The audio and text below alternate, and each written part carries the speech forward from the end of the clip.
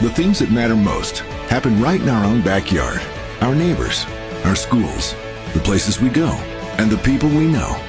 And now there's one news outlet where our story is told. Delaware Live. Locally owned, community-based news. Free to every reader, because Delaware's future belongs to all of us. Quality journalism we can trust to help us take on the day. Delaware Live. Our state, our news, our home.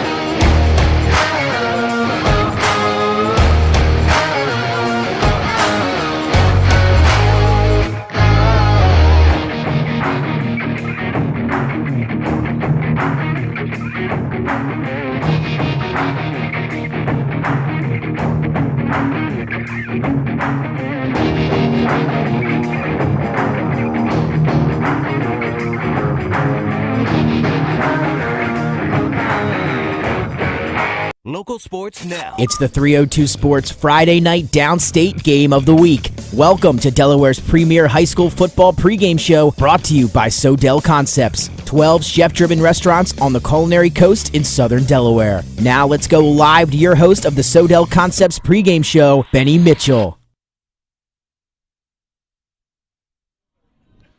Welcome to a special Saturday edition of Delaware Live Sports Downstate Game of the Week, powered by 302 Sports. It's week 5, and we begin district play in Class 2A. This morning we have a Class 2A District 3 matchup between 3-1 Sussex Tech Ravens and the 2-3 Lake Forest Spartans. The Spartans have lost their last 3 games by a total of 9 points. Definitely 3 games they could have, maybe should have won. Lake Forest has their backs against the wall with 3 losses and a tough District 3 schedule to go. The Sussex Tech Ravens were flying high at 3-0 before losing in overtime to winless Odessa last week, 21-18. The Ravens are in the exact same place today as they were last season. A fast start, and then at this point in the season where it went south, going 1-6 to end the season. Brad Ellingsworth will probably look at this week to rate the ship as the Ravens go into before the Ravens go into a second half slide. Let me bring in my broadcast partner, Glenn Frazier. And Glenn, we don't get a lot of Saturday football downstate, but this morning we had the makings of an exciting Class 2A District 3 game. Yeah, Benny, glad to be back in the booth with you. And for those of you out there who don't know, my 302 Sports indoctrination was with Benny in a playoff game several years ago. Hodson Votech hosting the Caesar Rodney Riders. Yes, sir. And then you brought me on full time. And I tell you what, you talk about this game, I think it's very important for both of these teams because they dive right into district play the rest of the way. And District 3, to me, is the most consistently talented district up and down in any of the classes. You've got Delmar, Woodbridge, Laurel. All 3 are in our Super 7 rankings. And the Ravens and Spartans, to me, this is the start of their playoff run today. Yeah, this is what we call the preliminary round early on. Brad Ellingsworth got a baptism of fire to start his coaching career. He is in his 5th season at the helm of Sussex Tech. He began his coaching career as a 28-year-old new head coach in the midst of the COVID-19 pandemic. The Ravens played in the Hennepin North End, opened their season with a loss to Caesar Rodney, and then went on a 2-week layoff due to an outbreak amongst the team. Then faced Cape and Lopin, Sussex Central, and Smyrna. Ellingsworth has a career record of 18-23, qualifying for the state tournament in 2021. He is 2-1 versus Lake Forest. While the future is bright with freshman quarterback Knox Sheets, Sussex Tech at 3-1 sits in a position to make a run here in 2024. The Ravens faced adversity for the first time this season last week, and how they bounce back today will tell us more about them.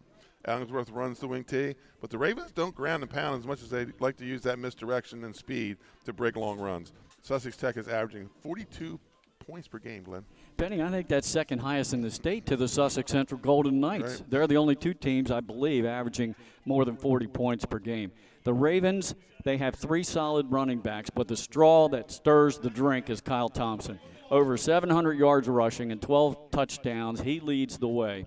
Lake will probably focus on stopping him first, but you know what? You can't sleep on Isaiah Jones. He scored a couple of times. He has over 350 yards on the ground. And quarterback Knox Sheets does not pass much. He averages 4.5 pass attempts per game. But just like that other wing tee program downstate coached by John Wells, right down we the already road mentioned, too, right? They mix a timely surprise pass in every now and then. You got to be ready for that if you're Lake Forest. Freddie Johnson in his 19th season as head coach of Lake Forest, he has a record of 96-57. He is 1-2 versus the Ravens. I talked about in the opening about Lake Forest could very well be 5-0 right now. 3 straight losses by a mere 9 points.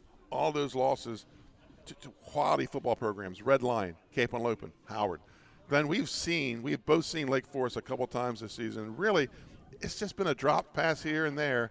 If those catches are made, the Spartans would be in our Super 7 right now. It seems to me maybe pieces of the puzzle just aren't in the right place. Yeah, can't really put my finger on it. We had Freddie Johnson up here in the press box with us about an hour ago, and he said, we got to stop these close games. Every game's a close game. He says, I want to win one easy. And you're right, I've seen Lake twice this season. We had them in the opener versus Odessa when they came from behind to win, and then just last Thursday up at Abyssinia when they fell to Howard after they got the early lead. The trio of Young, White, and Russ are all dangerous, and they're dangerous in their own way. It's great to see Aiden Young back on the field this year after the issues he went through last year with the injuries. And the year before. Oh, my, you're right. He leads the offense with his power, and he has a quick first step. We saw him burst through the line in Odessa and ramble 71 yards for a touchdown. To me, I think the quarterback, Jackson Parson, is one of the most underrated in the district and maybe in the whole class. He can beat you with his arm or his legs, Benny. And he beat you with his brain, too. Yes, he's a smart quarterback. High IQ. Well, folks, we come back. We're going to take a look at the Arenas Deli's players watching today's game. We'll be right back on the other side of this commercial timeout. Matt's Fish Camp has 3 locations, all conveniently located on Route 1 in Lewis, Bethany Beach, and Fenwick Island. Matt serves fresh seafood, coastal classics, and Sussex County comfort food. With an array of camp cocktails, craft ales, and a carefully selected wine list, there's something for everyone on the menu. Matt's is the place you can bring your family for dinner, grab lunch during the week, or hang with friends at happy hour. Each location offers unique outdoor dining and a raw bar featuring fresh, local oysters. Open daily for lunch and dinner. Stop into Matt's Fish Camp in Lewis, Bethany, or Fenwick. Matt's Clubhouse Fish at Camp. Baywood is a full-service restaurant and is the premier wedding and event venue in coastal Delaware. The all-inclusive venue features breathtaking views, stunning indoor and outdoor spaces, custom menus, and a team of professionals to help you with any event. The restaurant features a chef-driven menu and is the perfect place to enjoy a night out with friends, dinner with your family, or a happy hour drink on the outdoor veranda overlooking the award-winning greens and gardens. Open 7 days a week year-round for lunch, dinner, and all your events. See you soon! The Clubhouse at Baywood is... And welcome back to Felton. Let's look at today's Arenas Deli players to watch. Arenas Deli's 5 locations, the original location in downtown Rehoboth Beach, Milford at the airport in Georgetown, Arenas Cafe in Lewis, and the newest Arenas Pub on Highway 1. And Glenn, we're going to start with the Sussex Tech Ravens. And first guy we're going to talk about is that freshman quarterback, Knox Sheets. 10 of 18 on the season, 149 yards, 2 touchdowns, but here's the key, no interceptions. Yeah. But he only puts the ball up, like we said, less than 5 attempts per game. And with the blustery conditions that we have right now here at Lake Forest, he might not put it up that many times today. Right, as you say blustery, I'm finding things to lay on top of my papers, right? Number 7, Isaiah Jones, senior running back, linebacker, 54 carries, 360 yards. He has a pair of touchdowns. Good compliment to Kyle Thompson, a little bit different running style. Maybe doesn't quite have the strength that Thompson has, but good speed, good quickness, and good footwork in the backfield. And then Kyle Thompson, leading scorer in the state, senior running back, defensive back, 75 carries, 725 yards, 12 touchdowns, and he has 4 catches for 45 yards. Now, as we mentioned earlier, he is the straw that mixes this drink for the Ravens, and you've got to be Lake Forest keen on him today. We'll have to see what else they can do to complement him for the Ravens. And let's talk about those Lake Forest Spartans. We're going to start with number 0, Aiden Young, senior fullback linebacker, 63 carries, 272 yards, 6 TDs. One of the most important touchdowns of the year was the big run you guys all saw when they were at Odessa. Oh, yeah. Like I said, strength, power. He can hit that line. He might hit the line 5 straight times, Benny, and gain 4 yards on average, and then all of a sudden he pops one for a big gain. Goes both ways. Also a very good defensive player at linebacker. And then number 1, Darius Miller, I think is maybe one of the best all-around athletes in the state.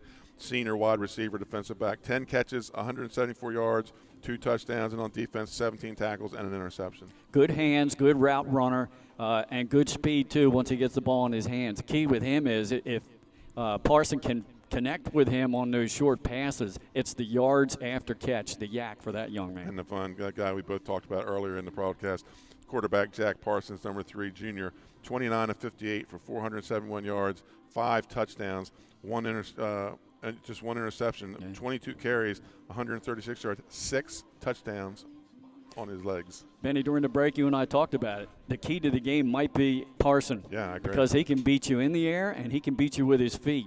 If he takes that ball in the option and get the edge, he's a heady player and he'll pick you up double-digit rushing yards. Folks, we'll take a commercial timeout. Come back. We're going to go over the X's and O's. What do these two teams need to do this morning to win this game? We'll be right back. Welcome to Surf Bagel. Surf Bagel has served the community in Delaware for over 20 years, providing fresh, hot bagels, breakfast sandwiches, lunch sandwiches, wraps, salads, local coffee and smoothies, and our iconic merch. Welcome to Surf Bagel. We're stoked to serve you. Welcome to Surf Bagel. Welcome to Premier Physical Therapy and Sports Performance. We're a locally owned outpatient physical therapy practice with convenient locations in all 3 counties in Delaware.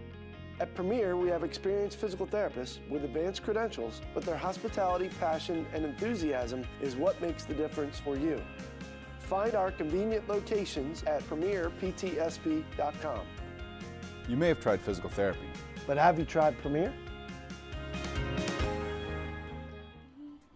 And welcome back to Felton, Delaware. You're watching the Sodell Concepts pregame show on Delaware Live Sports, powered by 302 Sports. As we're getting closer to the kickoff for today's downstate game of the week, it's time for the X's and O's. And let's talk about what the Ravens have to do to be successful. Glenn, 3 things.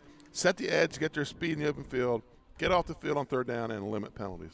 I have to laugh about the last one, limit penalties. The game we did last night, Smyrna and Middletown, the Harvest Bowl, over 250 yards of penalties in that game. Evenly split between the 2 teams and just way too many personal fouls and dead ball penalties. Yeah, you got to clean that up. You want the kids to play with passion and energy, but you have to be smart about it and get rid of the trash talking. There's way too much going on that year around the state. So, yeah, limit those penalties. They have to get off the field, and I think they're going to have to really pay attention and with their reads today. Parson does a great job on the read option of pulling the ball. For Lake Forest, the Spartans today, don't play behind the sticks, win field position, and Glenn, most importantly, finish. Close games. We talked about it. Last 3 losses in that losing streak by a total of 9 points. A play here or there, this team could be easily 5-0. Hey, they could be 0-5. They beat Odessa in the first game of the season, coming from behind to win by 4 points, 18-14. And, of course, we all know Odessa beat Sussex Tech on the road last week in overtime with their field goal kicker. So for Lake Forest, just play your game, trust your athletes, and hopefully when Parson does throw the ball, he can connect with his receivers and they don't have the dropsies this morning. Absolutely. Folks, you're watching Delaware Live Sports, Downstate Game of the Week, powered by 302 Sports. I'm Benny Mitchell. With me today providing color is Glenn Frazier. Skeleton crew here on the Saturday morning. Linda Marvel on the camera. We're just going to bring one camera today. Your halftime and post-game stats is brought to you by Win the Day Planner. Win the Day Planner, developed by Dan Rigby, former wrestling coach at Cesar Rodney and Milford High School. Good for student athletes, just students, and from what I understand, adults too. I could probably use one just to keep myself going. Our statistician for today's game is Dave Marvel. Let's look at the turf report as we approach kickoff. We're playing on really good, I think this is sprint turf, artificial turf. Excellent condition. Our temperature at kickoff is 69 degrees, but I see we're supposed to get up in the mid-70s. We do have a wind blowing into our face here. So where is the flag? Yeah, I'm looking too. Yeah. Can't see one. I think we've got a good about 15-mile-an-hour wind. Let's take a moment to thank some of our sponsors, Barkley Heating and Air. Barkley Heating and Air, Glenn, was my very first sponsor. They're my initial sponsor. Capstone Homes, Jawan Johnson State Farm, Active Pest Solution, Louis Pizza, Win the Day Planner, Sodell Concepts, Arenas Deli, Surf Bagel, Dover Federal Credit Union, and A Precise Touch. Let's go over the rankings. And the number 1 ranked team in Class 2A is the Caravel Bucks on an 18-game winning streak right now, followed by Archmere, Woodbridge, and Red Lion in the top 4. And then Class A, Indian River, Tattnall, Polytech, First State Military. How about that Christianity? And I know they got beat up a little bit by Polytech last night, but there's a team that changing head coaches year in and year out, and now they're ranked number 5 in the state. It's been a long time for Christiana fans since they've had a successful football program. And they're the kind of program that you can look to the DIAA and breaking up things into this 3-class system. They really benefited from it. They're a team that is headed towards making the playoffs. But how about Polytech? They lose Balsarac, their starting quarterback. They bring in a second stringer. Then they replace him with a freshman, the third stringer, the JV quarterback. And he has engineered the team to the last 2 wins. I think Polytech's a solid team, and I look for them to challenge for a title this year. Christiana, very small school up there. Didn't used to be a small school, but 2 NFL players produced out of that high school. Salesianum leads the state in Class 3A, followed by, this is going to get shaken up after last night, Sussex Central, Middletown, Appoquinimink. So there's going to be some when we go to voting tomorrow afternoon, there's going to be some shakeup in AAA. Benny, you and I talked about it. Salesianum right now is a slight edge maybe over everybody else, but I'll tell you what, the difference between Sussex Central, Appoquinimink, and Middletown is very, very minimal. Yeah. I think any one of those 3 teams can beat the other one. They've already proven it. Folks, our kickoff and extra points will be brought to you by A Precise Touch, is a premier custom home builder located in Lewis, Delaware, renowned for their expertise in new home construction, remodeling, and additions. APT, dedicated to turning your vision of an ideal home into reality with meticulous precision and superior craftsmanship. Partner with APT to experience an unparalleled quality and attention to detail in every residential project. You can learn more about APT on their Facebook page, A Precise Touch. You might remember the name Sammer Sam from Sussex Central, the year they won the state championship. He is one of the owners of APT, and I thought, and what else? Why not sponsor the Kicks? You know? There you go. He had a little stint with the University of Delaware, and we're about 8 minutes from kickoff. And Glenn, let's just go ahead and recap what we've seen so far this year. I know I hit the lottery with the games I've had this year. I mean, I haven't had a bad game. 2 games where, maybe there was a 3-touchdown difference at the end, but they were football games going into the fourth quarter.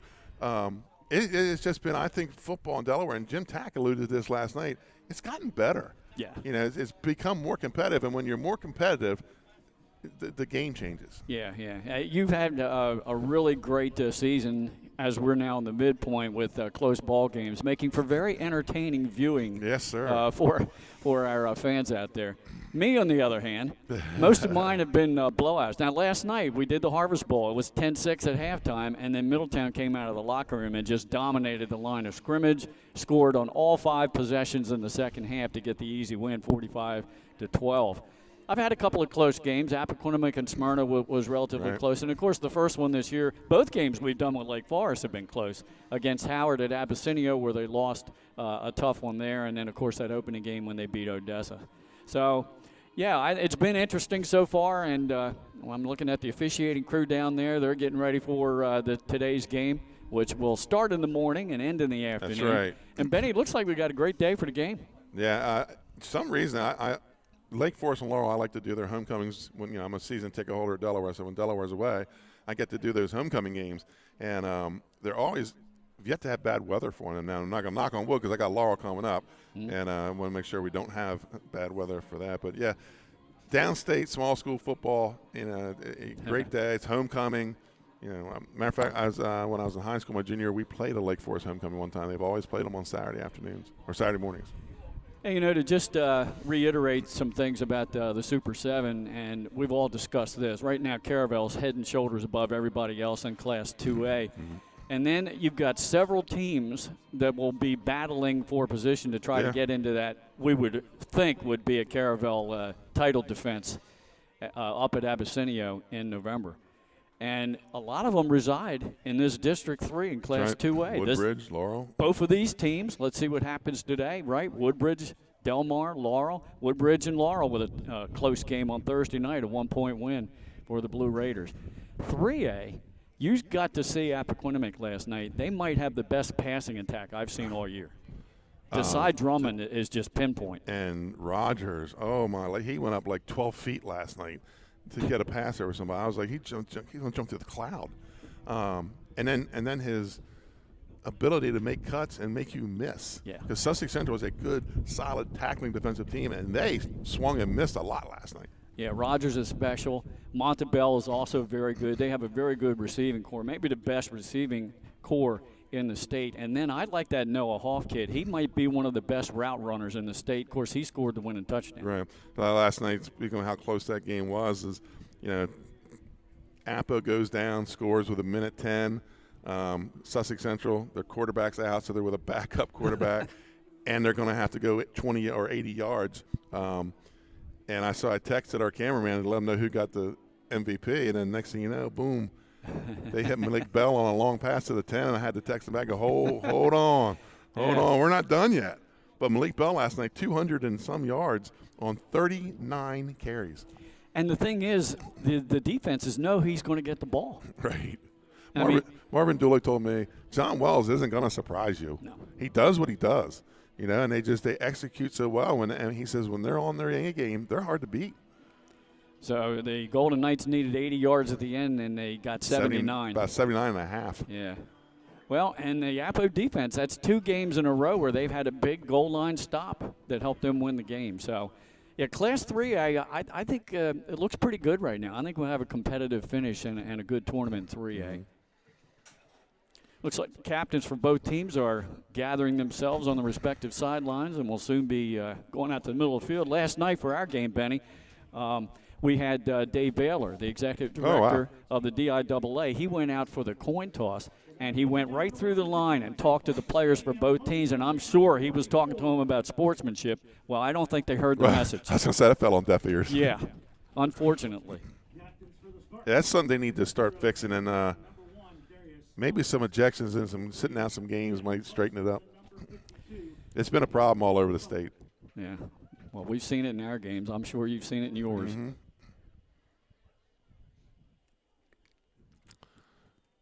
Well, the captains from both teams, Lake Forest, locked arm in arm, wearing those pink jerseys today for homecoming, Benny. Yep. Getting Linda Marvel on the camera, Dave Marvel on stats. I'm Benny Mitchell. Next to me is Glenn Frazier. Darwan Pitts will be doing still photography. You'll be able to see his pictures on Delaware Live in our stories the weekend. You always go to DelawareLive.com. As we are the sports page for them. Folks, tomorrow at noon, check it out. The Delaware Football Podcast with Marty Sheehan and John Busby.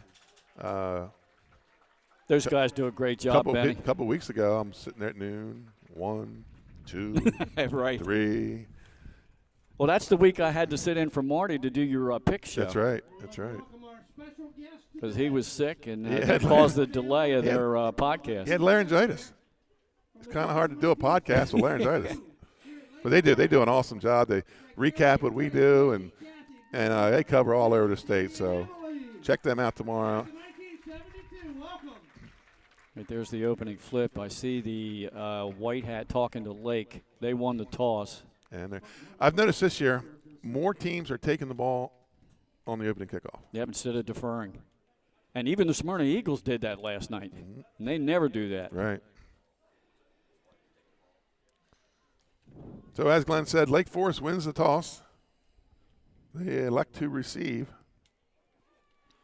Looks like they're going to move from our left to our right, which would be, is that north to south here? That's a good question. Which way is north? So north is to our left. North to south. I was right. I had a couple of plays last night in my game where at Cavalier Stadium, Smyrna got backed up by several penalties, and instead of a 1st and 10, they ended up with a 1st and Townsend. Yeah. We do that with Millsboro, Georgetown, down in Sussex. Here come the Sussex Tech Ravens, 3-1 on the season. Head coach Brad Ellingsworth.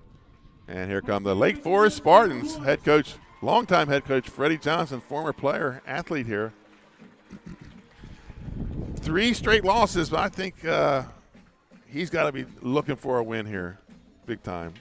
Yeah, I'm sure these players, they want to celebrate homecoming in style with a win. And at this point in the season, this is where Sussex Tech kind of ran into problems last year. Yeah, they went down a 1-6 slide at the end of the season. I think Brad Ellingsworth wants to fix that right now. I don't know if we're going to get a national anthem or what's going on here. Okay, folks, we're going to step aside. We'll be back after these commercial timeouts. Looking to stay cool this summer? At Barclay Heating and Air, we're dedicated to keeping your home comfortable year-round. Family owned and operated, we provide trusted residential heating and cooling services to customers across Central Delaware. Our experienced technicians offer reliable maintenance and repairs on all major brand HVAC systems. From air conditioners and ductless systems to heat pumps and furnaces, we also sell and install top quality units. No matter your needs, we're committed to getting the job done right with honest and timely service you can count on. Invested in our community, we're proud to help families in more ways than one, sponsoring and donating to many local programs and organizations throughout the area for dependable HVAC services. Give us a shout or a bark at Barkley Heating and Air.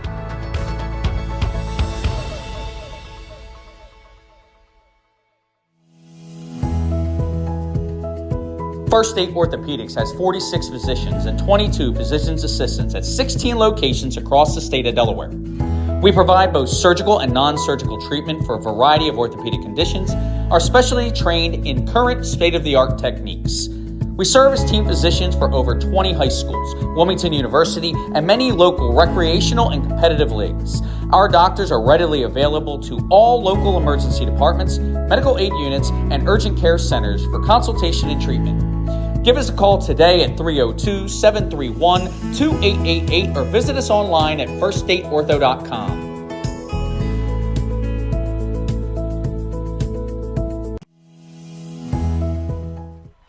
And welcome back to Felton.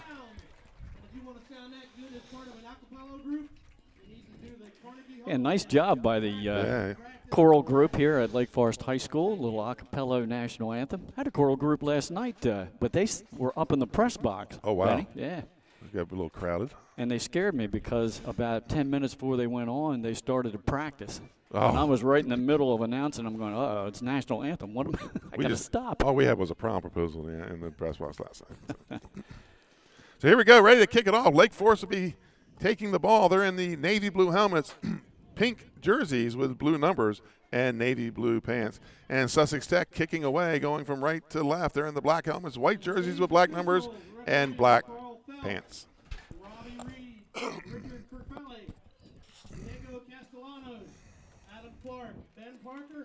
Benny, I don't know what you've been running into in your games this year, but I've seen a lot of like pooch kicks still this year. They don't want to kick it deep to a dangerous return. We've been getting a lot of through the end zone, matter of fact. So. Okay. Well, if this one gets through the end zone into this win, I'll be impressed. I'm thinking we got gust up to 15 plus. You get too high in the air, it's going to – no, what's going to do? Here we go. This opening kickoff brought to you by APT, A Precise Touch. Kicking away his number, and I don't have a – I do. 85, Joshua Leon Villanueva. Short kick. Oh. And Lake Forest lets it bounce, but able to get back on it. So 1st and 10 for the Lake Forest Spartans. Good job there by A.J. White to fall on that ball because it took a Sussex Tech bounce backwards, and that was a live ball. So the ball is going to be at their own 43-yard line. 1st and 10 for the Lake Forest Spartans. 2 and 3 coming into this game.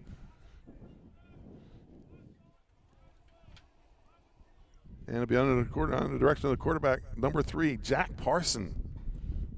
Ravens have good size along the front 5. They have 5 down linemen it looks like they're going to go with here. It's the first time I've seen them live. Yeah, I've only seen them on, and they do look bigger in person than they do. They're going to run a 6-2. Yeah.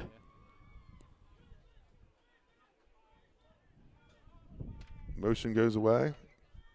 Quick slant out to there. There's a flag on the early flag on the play. A.J. White takes it into Sussex Tech territory, but hold on. Yeah, I wonder if they somebody moved on that line of scrimmage. Great job is spinning away from defenders a couple of times by White. It's coming back, Benny.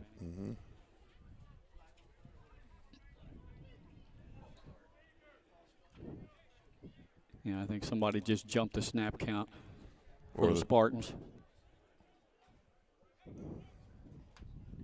I like that first down play, though, coming right out past and noticing that they had 6 in the box there. 1st and 10, or excuse me, 1st and 15 for Lake Forest. Moves the ball back to the 33-yard line. So trying to get our first play of the game underway, first official play. Yeah, 3 wideouts in this set.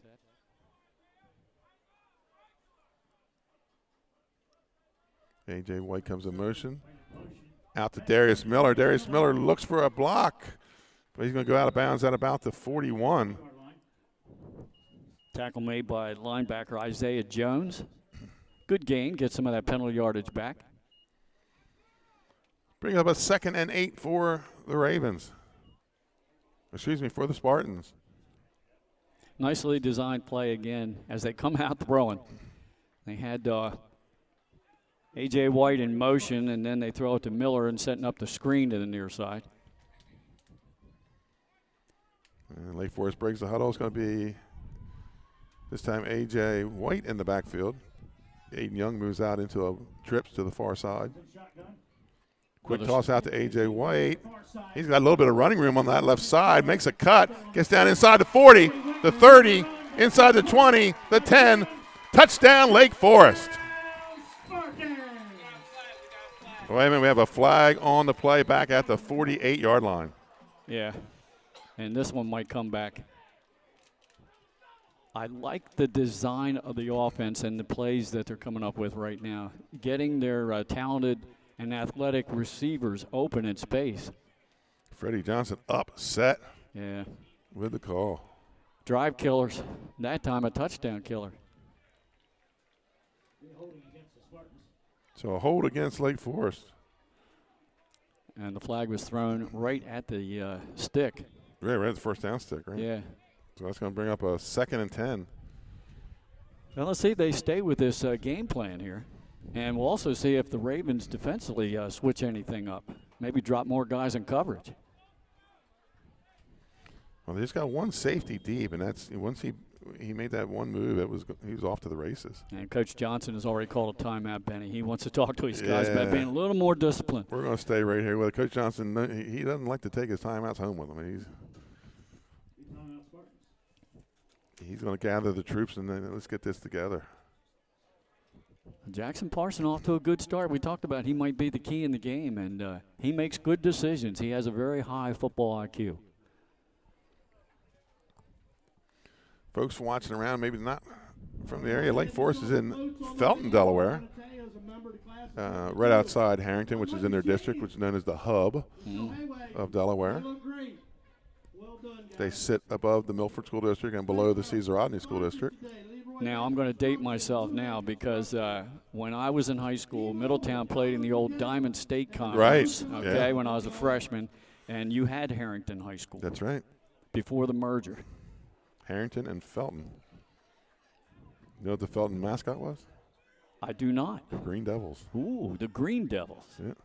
Hand off to Aiden Young, makes a step, has some running room, puts his head down, and he's going to be across midfield into plus territory. First down for Lake Forest, and no flags on this one. Yeah, no yellow laundry out on the field. Good run. First running play of the game. He's just so quick with that first step. You get him a good block and a gap there at the line of scrimmage, and he'll do the rest. He's been through knee surgery. He's been through ankle surgery. So far this year, knock on wood, he has stayed healthy. I think he's also had a foot problem, too. Yeah, he's had a rough high school athletic career. He has. Good young man. We interviewed him post-game. I formation for the Spartans. Parsons under center. I formation in the backfield. And it's going to be an option. And able to get up and get an ankle after a gain. That's Thompson on the tackle, a gain of 3. It's going to bring up second down for Lake Forest. Yeah, good job by Thompson to come up from his safety position and make the stop after a minimal gain. Ball at the Sussex Tech 45. Touchdown called back for holding earlier. And they go back to their veer formation, double wing, with Miller split wide to the left. Motion with Russ. And Young again makes people miss, steps out of a tackle, and he's going to be close to another first down. On the stop for the Ravens was number 30, Isaiah Fountain. He's a freshman. Now that would have gone for about 10, 15 more yards, if not. Young has a good job of just picking his feet up like he's trying not to step in the mud puddle or something, but gets great yardage doing it. That high step move that he has, Benny, gets him out of ankle tackles. 1st and 10, ball out to 38 of Sussex Tech. Russ goes in motion. Toss to Russ off the left side. Ooh. And that's gonna be a face mask. Either that or a horse collar. All right. And everybody threw their I think every pocket is empty. Nice block out there, too, to give him the edge. So they'll add this to the end of the run. And you see what, after the timeout by Freddie Johnson, they switched up that passing attack and went back to the run game. Right. So 1st down, that's going to put them in the red zone for the first time this morning. 1st and 10 for the Spartans. Ball at the 18-yard line. Single back. Got a slot to the near side. Miller spread wide. Motion, throws out to Miller. Miller's got a blocker in front of him. Has to make Thompson miss. Steps out of a tackle. Touchdown, Lake Forest. And this one counts, Glenn. Yeah, good block to spring him there by Demarion Russ. The junior got out there and blocked the last defender that had a good shot at making the tackle. So Darius Miller, first official touchdown of the game. It's the second time he's been in the end zone. So this kick brought to you by APT, A Precise Touch. Check them out, Lewis, Delaware, custom home builder. Snaps good, holds down, kick is up. And it's good. Lake Forest takes a 7-0 lead as we go to our first timeout. We'll be right back on the other side. In life, some things just go together. Like a burger and fries. And home and auto insurance from State Farm. So make it a combo. Combining your home and auto insurance could save you time and money. And who doesn't like that? Just call State Farm agent Juwan Johnson and find out how you could start saving today. It's just another way we're here to help life go right. In life, some things just go together. And welcome back to Felton, Delaware on the campus of Lake Forest High School. As you can see the state park behind the visiting bleachers. Yep. They go up 7-0.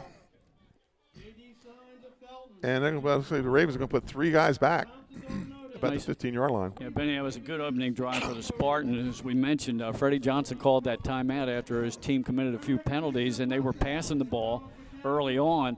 They switched it up, and they went with the running attack, and Aiden Young doing a great job. And then they do score with the pass. But a nice, balanced drive there by the Spartans. We're in the playoffs now with baseball. Use an analogy. Sometimes you give the offense 4 outs. Right. Well, that time the Ravens gave a couple of touchdown opportunities, and 1 cashed in for the Spartans. So here we go. Kick it away. Number 88, Nolan Elwang, our freshman. He was true on the extra point. And 3 deep for the Ravens. Kicks a knuckleball. It's going to roll inside the 10, be taken at the 5 by number 10, LeBrian Jones. Well, and he's and a flag on the play. Gee, it must be me. I attract all these flags. Hey, like flies, right? Yeah. Well, so this is probably going to be right at the end of the play. So probably either a late hit or a face mask, something on the defense.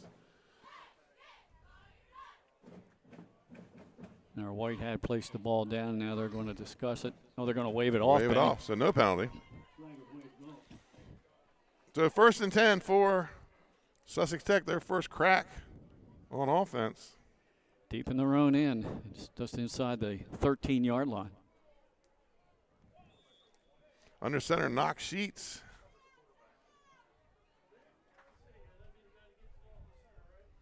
And it's going to be a handoff to Thompson. He's hit at the line of scrimmage. So let's go ahead and show you that Sussex Tech offense. I'll put him up on the screen. Yep, Raekwon Sullivan slowed him up in the backfield. We'll give him a half a tackle there. Knox Sheet, the freshman.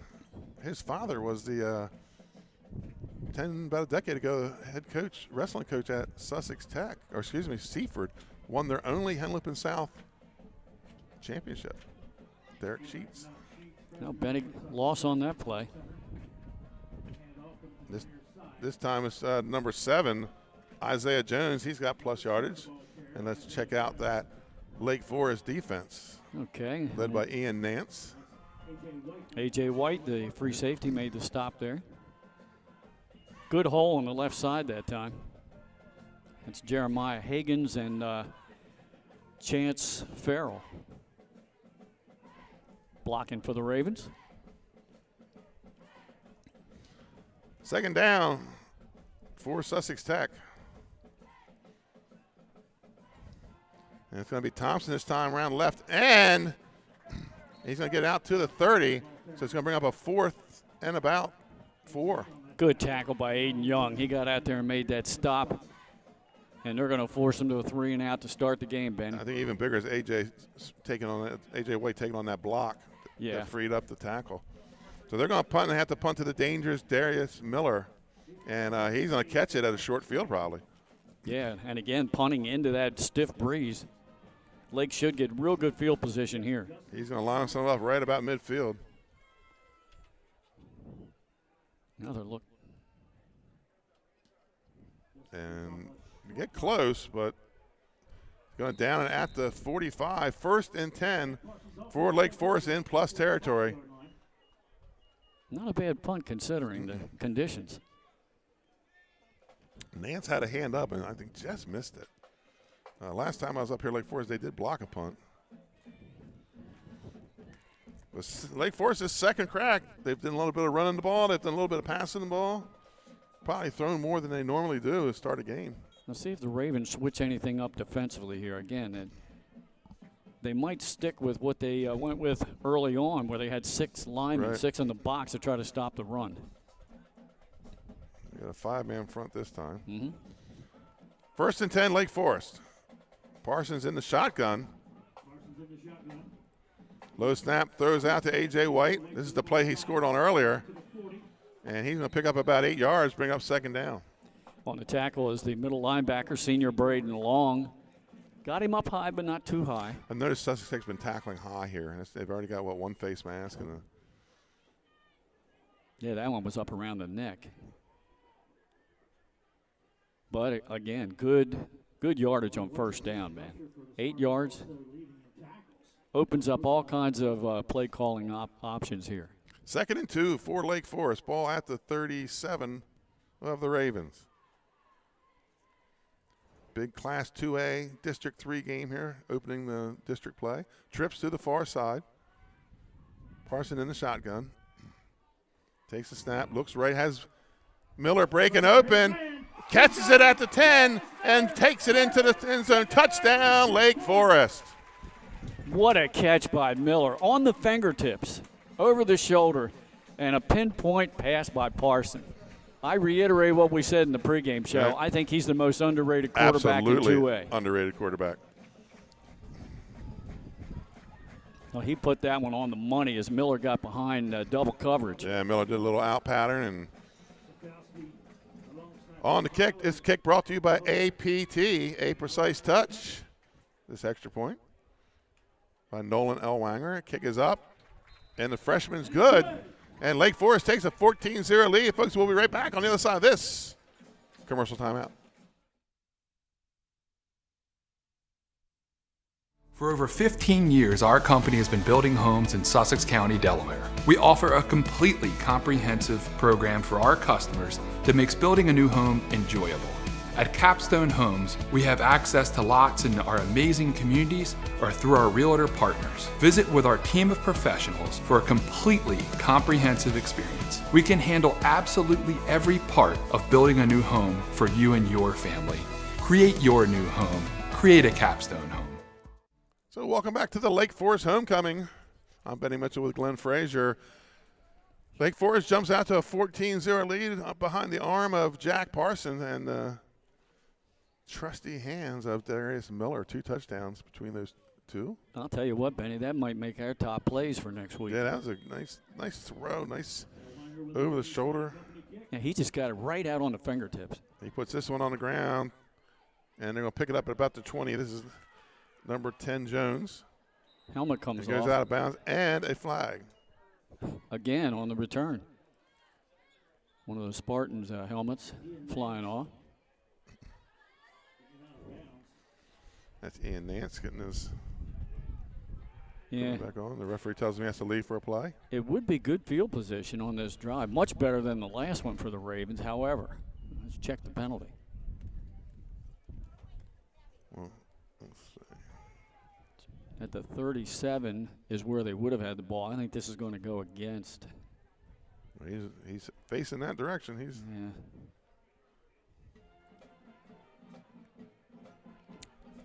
Yep, it's going to be against Sussex Tech, it looks like. Yeah, some kind of illegal block on the return. Their second a face mask on the offense. Wow. Maybe that's the helmet that flew off. There you go. Interestingly, they commit a penalty that removes your helmet, and you have to leave the game. Exactly. 1st and 10 for the Ravens.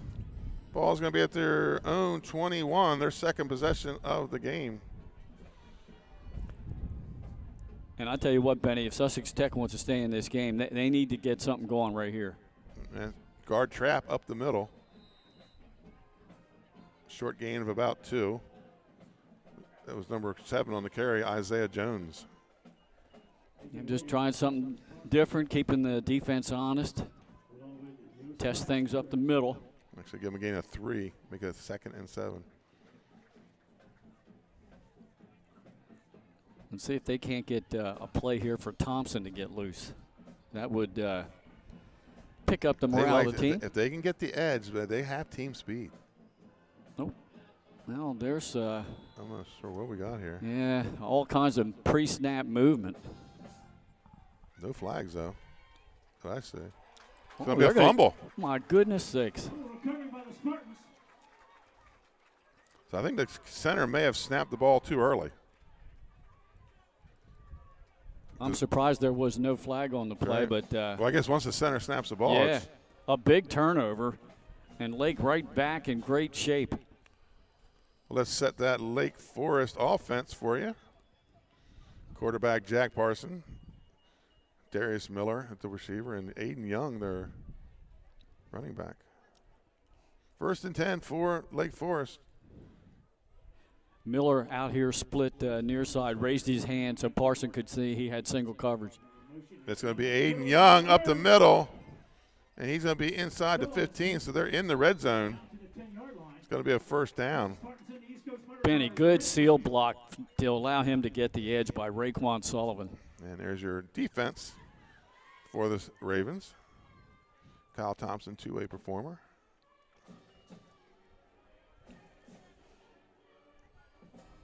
Well, now I see why they're so big. They got their 215 and their 285 from the wrestling team. Oh, Parsons on the keeper. I didn't even see that, Glenn. He's inside the 5. Nice fake. Yeah, it's a good job on the read option. He put that ball right in Young's belly, pulled it out. And I'll tell you, the kid is special. That's going to bring up a 2nd and 1 inside the 5. Looks like about the 4-yard line. Yeah, it looks like just in between the 4 and the 3, Benny. What do you think, Aiden Young time? Oh, if it's between the goal lines, yeah. Aiden Young, left side. He's in, touchdown. So, yeah, if it's between that goal line and that goal line, I'm giving the ball to Aiden Young on a running play. Nice blocking that time on the left side of the line. Good job by Matt Cannon and the center, Jameer Harris. 5:42 to play here in the first quarter, and Lake Forest goes up 3 scores. This extra point brought to you by APT, A Precise Touch. Lincoln Peeler, the holder. Elwanger's kicks up. It's good, and Lake Forest takes a 21-0 lead, and we'll be back on the other side of this commercial timeout. Prevent unwanted house guests from invading your home. With cold weather coming, overwintering pests are headed inside. If you're not proactive, you could be left with a pest problem. Expertise is needed to inspect, identify a problem, and offer environmentally sound solutions like active pest solutions. Prevention is the key to stopping cluster flies, stink bugs, crickets, and mice from entering your home. Protect your home with a proactive pest plan. Contact Active Pest Solutions, your local pest expert. For more information, visit delmarvaexperts.com. Folks, coming up in the postgame, we'll have 2 postgame awards.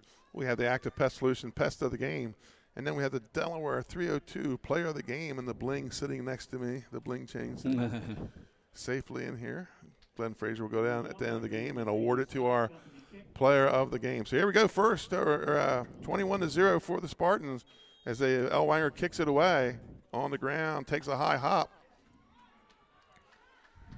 And returned by number 6, Dylan Placia. Yeah, I meant to check pronunciation on that one before we started, and I didn't.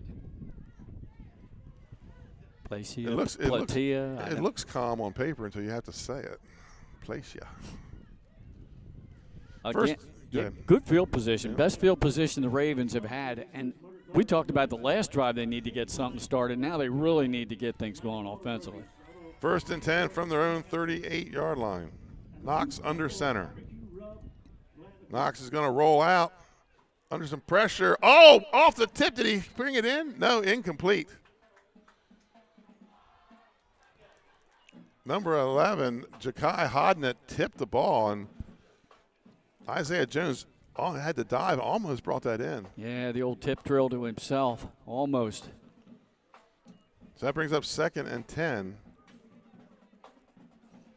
Well, we talked about Sheets averaging 4.5 pass attempts per game. Well, there's one. There you go.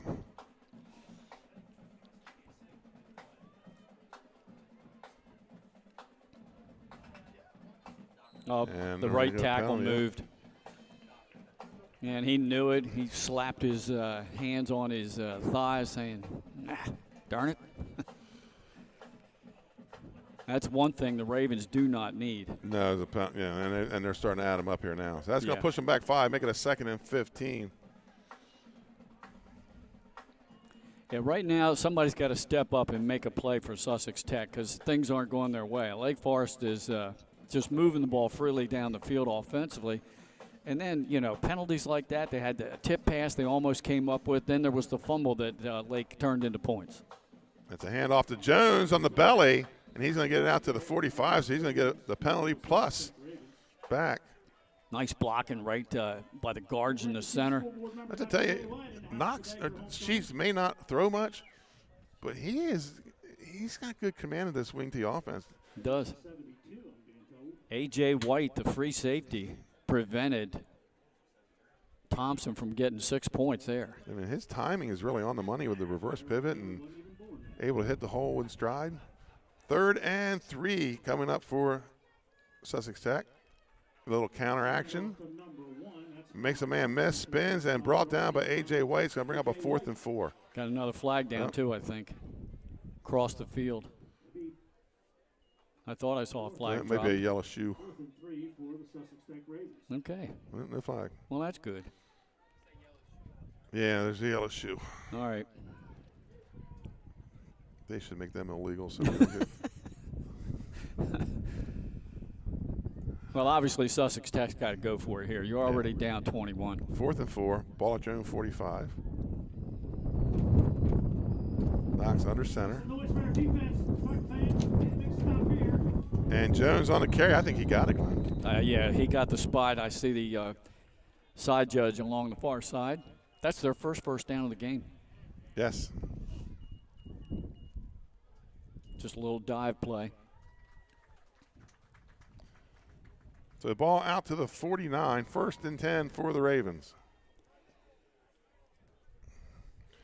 2:40 to play here and counting in the first quarter. Now let's see if they can build on this drive. Move the wing over. It's going to be Thompson on the sweep. And going to be another flag after a 5 or 6 yard gain. I think you might have a hold here. You do have a hold. I was going to say he got the edge nicely, and I was going to say a nice block out there, but I don't think it was a nice block. Right. Well, but they threw the flag way back there on the backside.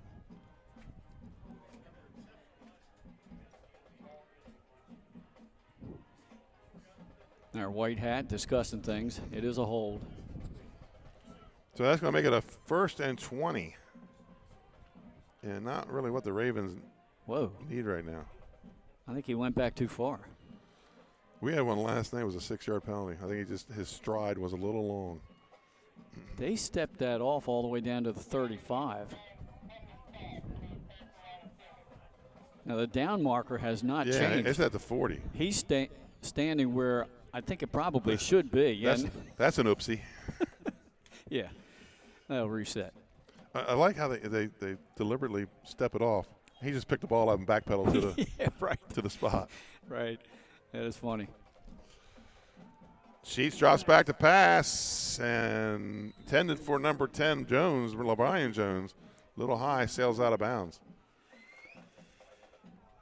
He's already thrown twice. Half so of the passes that he averages in a game. Now, he's probably going to be throwing a little more now, down 21-0. Yeah. You know, usually most of this year they've had a cushion. Exactly, with all the points that they've been scoring. Kind of tough right where they are now. They're throwing into that wind. And I think he just put a little bit too much on that one, trying to compensate. 2nd and 20 for the Ravens. They break the huddle. Wing T formation. See if they don't get Thompson involved here in this play. Going to drop straight back. Throw out to Thompson on a power in a flat. Yeah, trying to set up a little screen. Yeah, I don't think the blocking got there. No, he outran it. So that brings up 3rd and 20 for Sussex, Texas. Just as they get something good, a penalty, and yep. Yeah, that holding penalty really hurt. Put him behind the sticks. 2 steps forward, 1 step back. Yeah. Yeah, they finally got their first down of the game, and then that penalty really hurt them. So now 3rd down and 20 against this Lake Forest defense. They just pinned their ears back here. Yeah, absolutely. Young freshman quarterback, put some feet around him. I tell you what, he has good size for a freshman. He does. Knock sheets.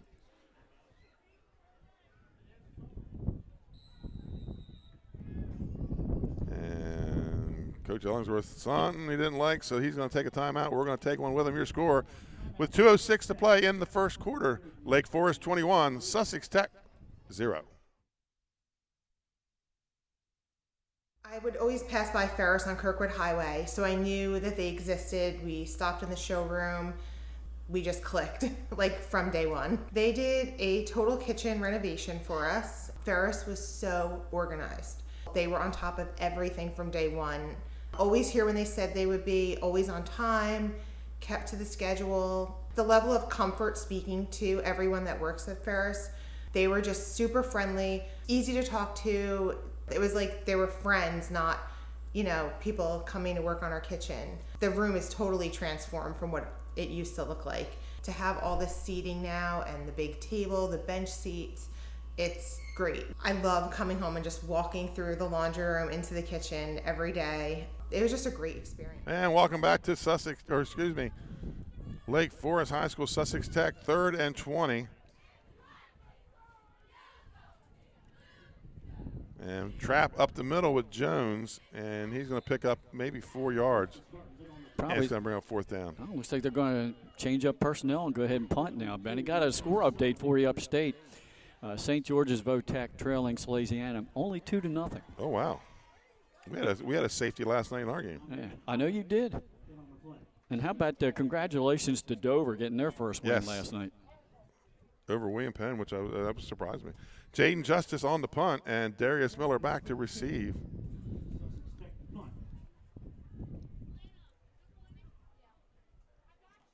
Nice high spiraling.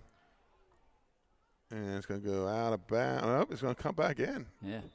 To about the 26-yard line. That's where Lake Forest will take over, 1st and 10. Done a nice job, I think, punting into this wind. Yeah, minute and 18, and they'll be back on the plus side of things, the win-wise.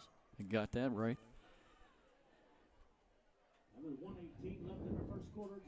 So John Wilson's Seahawks keeping pace with the Sows so far early in that game.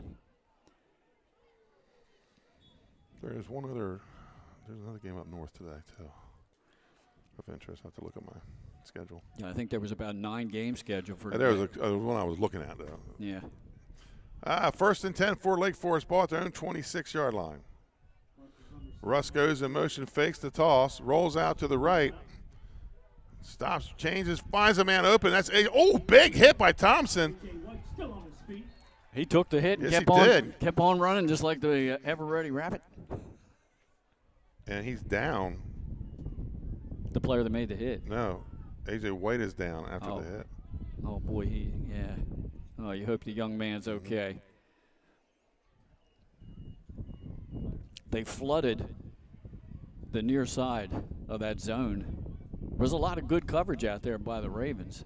Had one man over the top deep, but probably didn't feel like he could make that throw. A.J. White took a hit, knocked him back about a yard. Yeah. Came back and got the yard back, but now he's laying on the sideline with the trainer. Yeah, it was a big-time early stick in those ball games. Brings up 2nd and 4. Gain of 6 on the play for White. Not a guy they want to lose down the road, down the stretch.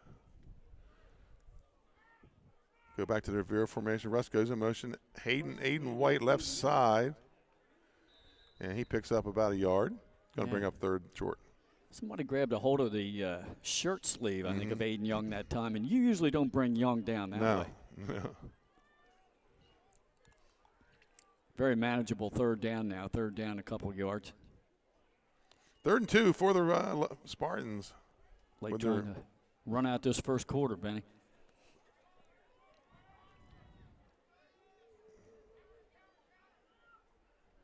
Young. Oh, he's got some running room. He's got the 1st down. Great blocking on the right side there, Culbertson and Sullivan. And that's going to bring us to the end of the first quarter, Glenn. Your score, the Lake Forest Spartans 21, the Sussex Tech Ravens 0. We'll be back for the second quarter action here, Class AA, District 3 action.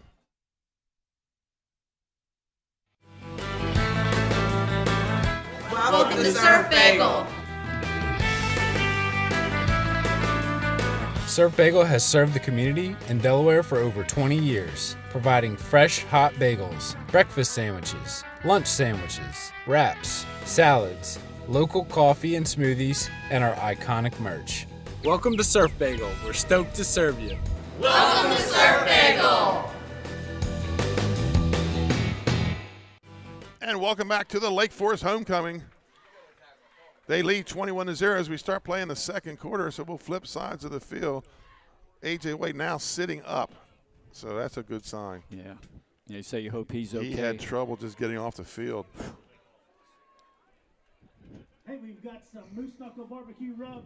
It was a great stick by Kyle Thompson. And again, when you look out there, he doesn't really have really big size. But, boy, he has technique. So 1st and 10 for the Spartans. Ball at their own 47-yard line. As T-shirts start flying out the window. Steak seasoning, moose knuckle barbecue rubs and spices. Little counter action coming back with Russ. One man to beat. That's Thompson. He's inside the 10. Touchdown, Lake Forest to Marion Russ on the counter. Great call. Awesome blocking. You had a guard pulling and then one coming in the opposite direction. You could have driven a truck through that. Yeah. Hole. And then Russ did the rest. He broke a tackle downfield. A.J. White back on his feet now. That's a good sign, Benny. Marion Russ, touchdown. On the kick is Elwanger. 3 for 3 so far today.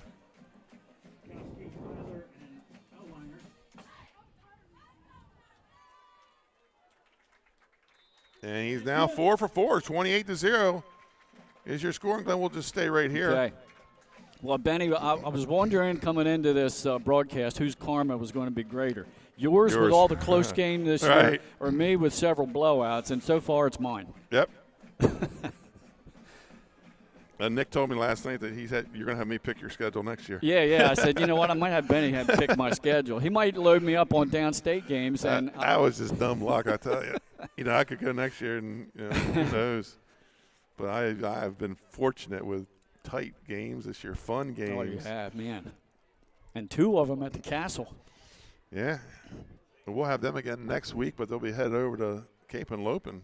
That could be a fun one. Yeah, both teams are 4-1. Talk about a good young quarterback.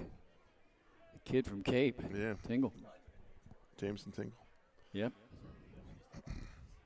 Sophomore, right? Yep, sophomore. 11:48 to play here in the first half. Lake Forest touchdown away from putting this under a running clock early. Well, I think they don't do that till the second half, though, do they? Yeah, second half. Yeah. But, yeah, it could be early in the second half. Freddie Johnson said he was hoping this would be the breakout game for his offense. Early in the year, talking to their coaching staff, they thought that offensively they would put points on the board, and they just really haven't. And he's been looking for that game that is going to happen. Yeah. Of course, they played some good teams. Taking it about the 21. Demarion Russ closes the gap, trying to chase him from behind. And he's going to run to the far side of the field and maybe get about 3 or 4 yards out of it. I think he ran 40 yards to get 3 yards. Yeah. Well, he had a lot of people in pink jerseys chasing him, too. That'll do it to you. Run for your life. Yeah, we got to run like you stole something. Mm-hmm. So here we go. 1st and 10 for the Ravens. Ball's going to be at their own 20, right on their 25. And they started to move the ball the last drive, Benny, but that holding penalty really put him back behind the sticks and hurt their chances. To call drive stoppers. Yep. Wing T formation, Jones at the fullback, Knox, Sheets under center. White the setback. Correction, Thompson the setback. And it's going to be a guard trap. Oh, the ball comes out. Yeah. Spartans and have it. Recovered by Lake Forest. Number 4 on the recovery, Barry Reynolds. Man, that's a second turnover deep in their own end. Lake took advantage of the last one. And that came off a hit. Yeah. You just saw he put his head down and the ball came up in the air. Yeah, the other one was kind of strange. Everybody was kind of just standing around. Next thing you know, the center snapped the ball. I don't think anybody moved offensively for the Ravens on that first fumble. Saturday football in Kent County. Lake Forest leads 28-0, 11:29 to play here in the first half, second quarter. 4 for 4. Scored every time they touched the ball. Really 5. They had the one called back. Yeah.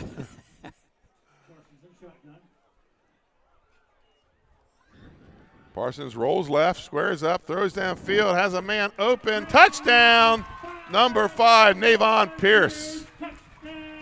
All right, Benny, now they're 5 for 5. Wow. What do we call that? Sudden change. That's right. Got the turnover, and boom, you hit him with the pass.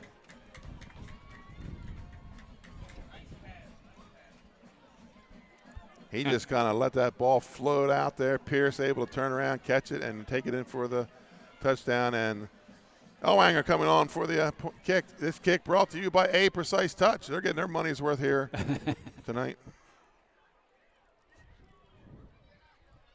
We'll tell you about a little bit more about Precise Touch as he is good on the extra point. A Precise Touch is a premier custom home builder and located in Lewis, Delaware, renowned for their experience in new home construction, remodeling, and additions. APT dedicated to turning your vision of an ideal home into reality with meticulous precision and superior craftsmanship. Partner with APT to experience unparalleled quality and attention to detail in every residential project. You can learn more about APT on their Facebook page, A Precise Touch. Benny, I feel like I'm on the campus of the Fighting Irish I because know, we're hearing song. a lot of that Notre Dame fight song out of the Lake Forest Marching Band after all these scores here on homecoming. I'll tell you what, I just continually, every time I see this kid play, I'm impressed with quarterback Jackson Parson. Throwing into that wind and connecting. Ellwanger to kick it away. Kicks it on the ground. Wow, bounced right up in his chest. Wisely reverses field. That's number 25 on the return. Trey Tucker. Well, it's been a very unfortunate first half. A Lake bad Forest, start for the Ravens. I mean, 2 turnovers. They haven't been able to get off the field defensively. I mean, you got to give credit to Lake. I mean, something went flying off the top of the press box. T-shirts. They threw things reverse here. Usually you have the cheerleaders throw them into the stand. They throw them from the press box. 1st and 10 for the Ravens. And it's going to be Thompson left side. Makes a man miss, puts his head down, picks up about 3. It's going to bring up 2nd down. Well, think if you're Sussex Tech now. I mean, you got plenty of time in the 2nd quarter. You just, hopefully disciplined enough that they don't commit any more penalties, puts them behind the sticks. But just stick to your game plan. Try to get consistently a drive together to get down the field, try to pick up a little bit of momentum. Well, 4 penalties and 2 turnovers. Yeah. And both turnovers have been deep in their end of the field. Yeah, costly mistakes that you just can't afford against Lake Forest. 2nd and 7 for the Ravens. Sheets under center. This guard trap to Jones, maybe a yard on the play, maybe not. It looks like maybe a loss of a yard. Yeah, nothing there. And we had Knox Sheets throw the ball, 3 times already? 3 times, yeah. Okay, well, here comes his average. I think he's going to throw here. Got the wind behind him now. He does. Against the wind, he had a couple of passes that he overthrew, trying to compensate, I think. 3rd and 7 for the Ravens. Oh, counter crisscross, and this runs right into a defender. Yeah, Spartans are right there playing assignment football. Rick Conn Sullivan on the tackle. Now they force a 3 and out. Sussex Central uses that crisscross. So they use it almost as a passing play. They always use it on 3rd and long. They do well with it. Of course, that front line, that Sussex Central front line, everybody back, all but one back. Yeah, John Wells has a very good ball club this year, hitting all cylinders.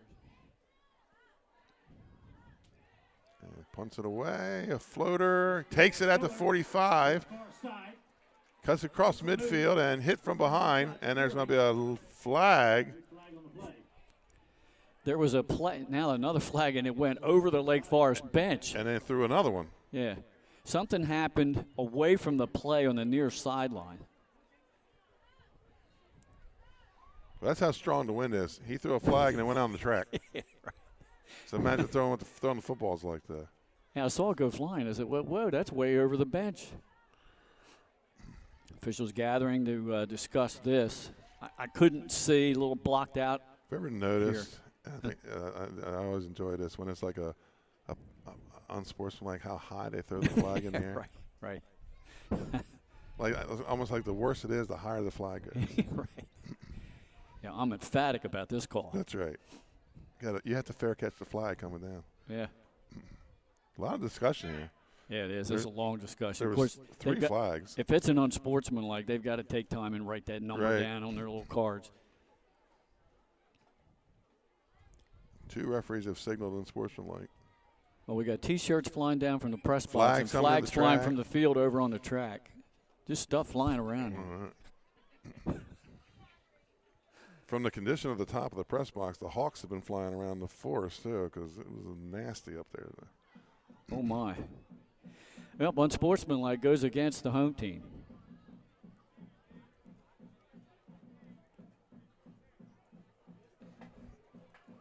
So unsportsmanlike on Lake Forest. That's their 3rd penalty of the game. But they get the offense right back out there, and they've been perfect. Is that 2 of them? Oh, yeah, it was a double. Wow. So that's 30 yards and penalties. Yeah. So that's going to take it back to the 37, their own 37, 1st and 10, Lake Forest. You had a situation similar to that in the game last night. It was field position, ended up being 30 yards. Drops back, looks out in the flats. That's Darius Miller. Makes a move down the sideline and steps out of bounds, but he's got the 1st down. Steps out of bounds at the Sussex Tech 41. That's about a 20-plus play. But he was wide open, too, when he released. Tell you, Freddie Johnson told us before the game, the drop passes, now everybody knows why I don't like to pass much. Now he's going to be pass happy now. Exactly. I haven't seen too many drops in this game. Spartans trying to go a perfect 6 for 6 on their drives here in this game. DMA Archman, that's the other game I was talking about. Okay. DMA Archman Yeah. tied at 7. That's a good matchup. Yeah. This is their Surf Bagel out-of-town scoreboard, and floats one out intended for Pierce. Falls incomplete. And I'm not sure him and Devon were on the same page there. Devon never really turned around to look for that I pass. kind of felt he threw that away. Yeah. Just kind of floated it over his head. Salesianum leads St. George's 12-0. Okay. Second quarter. Your Surf Bagel out-of-town scoreboard scores. Hey, Coach John Wilson usually has a pretty good defense up there at St. George's. So they're sticking with him so far. Give up a safety, a field goal, and a touch. 2nd and 10 for Lake Forest. Special pink jerseys today for Breast Cancer Awareness Month. Speed sweep with A.J. White, so good to see him back in the game after the injury. He's got a first down. Now rolls down the sideline, but there's going to be flags on the play. Yeah, I think we had an illegal block that released him down the sideline. I think. The flag thrown at the 25-yard line. But again, just releasing out of the backfield and wide open. And that was a speed sweep that time. Caught him right in motion when he came past Parson. And Jones, number 1, a sack for a 10-yard loss. So going to be a hold on the Spartans.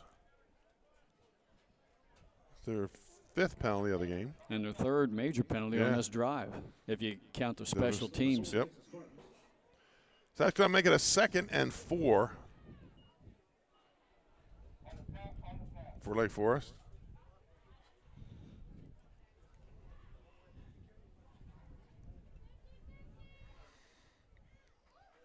And this time, Parson will go under center. Aiden Young in the backfield. Russ comes in motion. Aiden Young left side. Got some running room. Puts his head down and gets the extra yard. But he's got the first down. Rashad Holland, the defensive back, the last one between Aiden Young and Pay Dirt.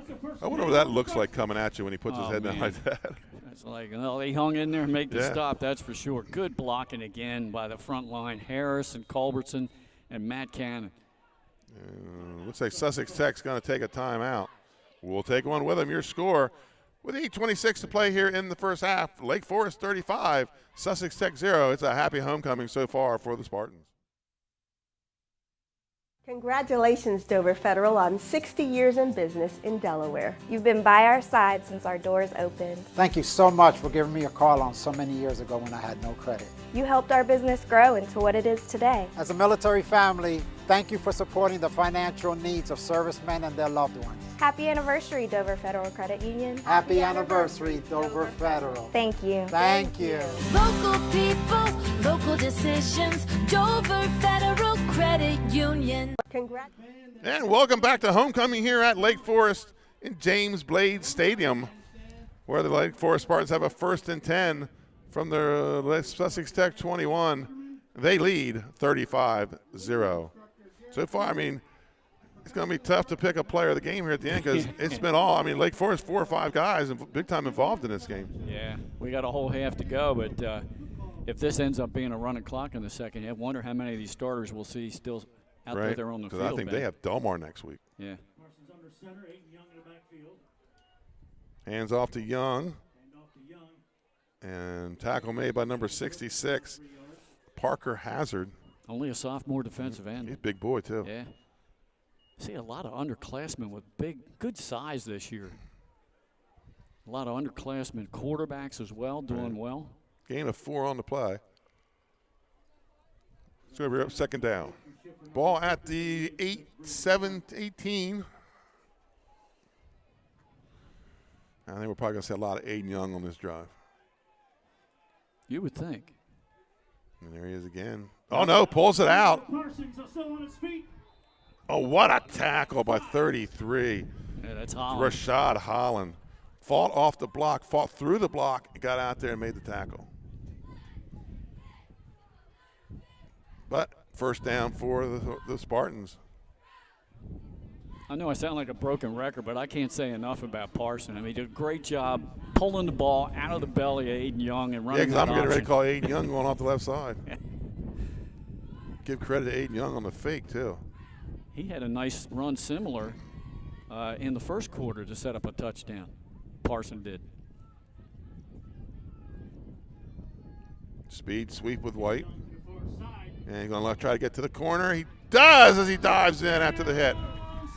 Got a good block to spring him, too. Thompson came up and just the athleticism of White. Another touchdown. This kick brought to you by A Precise Touch. You're right. They're getting their money's Yes, worth. they here. are. I'm going to have to send them a bill. Lake Forest, very, very impressive here in the first half. 6 drives, 6 touchdowns. And different people. Yeah. Good balance, good depth. And that kick's good. 42-0 for the Spartans. Folks, we'll be back right after this commercial timeout. First State Orthopedics has 46 physicians and 22 physician's assistants at 16 locations across the state of Delaware. We provide both surgical and non-surgical treatment for a variety of orthopedic conditions, are specially trained in current state-of-the-art techniques. We serve as team physicians for over 20 high schools, Wilmington University, and many local recreational and competitive leagues. Our doctors are readily available to all local emergency departments, medical aid units, and urgent care centers for consultation and treatment. Give us a call today at 302-731-2888 or visit us online at firststateortho.com. And welcome back to Felton, where the Lake Forest Spartans lead 42-0. And folks, so much for Benny Mitchell having all these close games. No, that's I jinxed him. They're making a comeback in the second half. Okay. And it's going to be out of bounds, so they get the choice of re-kicking it or taking the ball to 35.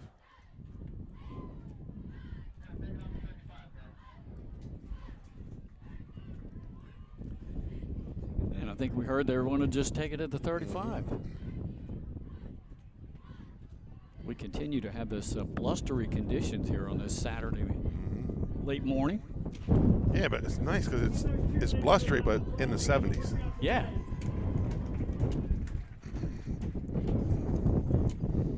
Well, the cheerleaders doing jumping jacks. They're going to be doing them for a while.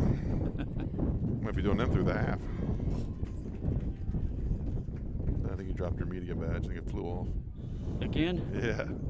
There we go. 1st and 10 for the Ravens. Thompson off the right side, puts his head down, spins, picks up a couple.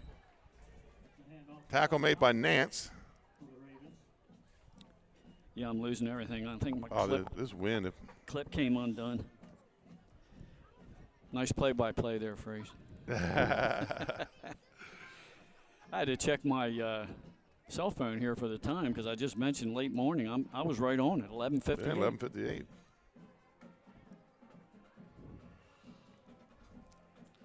St. George's scores. It's now 12-3.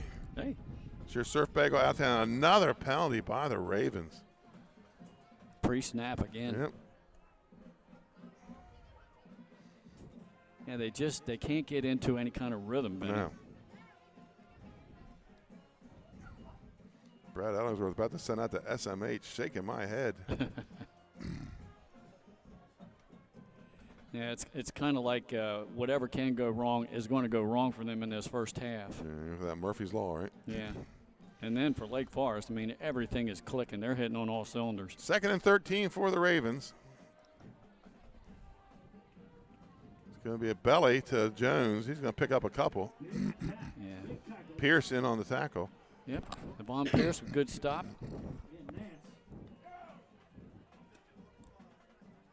Yeah, we have some loyal viewers upstate. You mentioned them earlier. John Busby and Marty Sheehan from the Delaware Football Pod. And I better watch out with all the cliches because I'll hear it from Marty.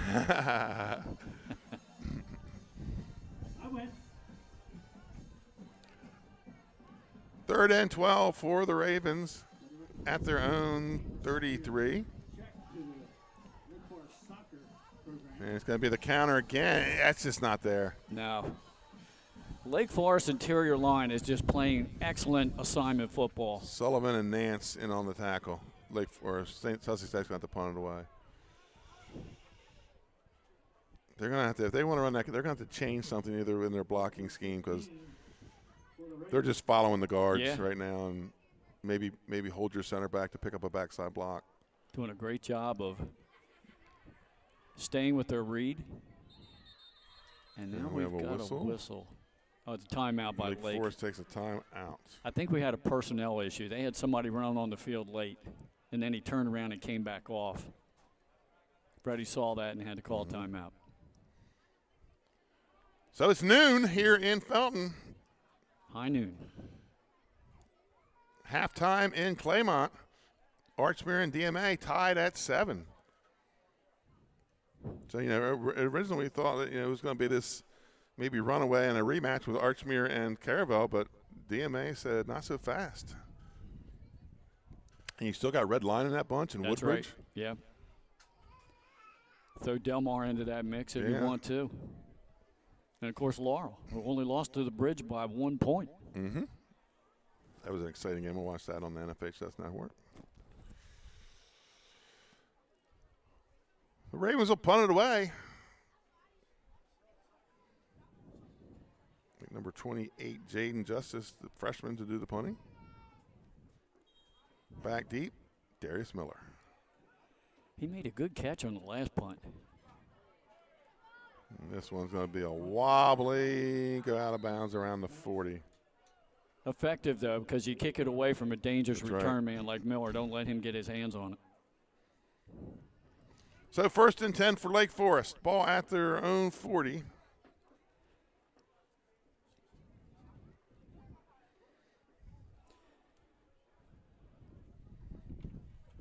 And now the task at hand for Sussex Tech. Can you get off the field at least once here in this first half?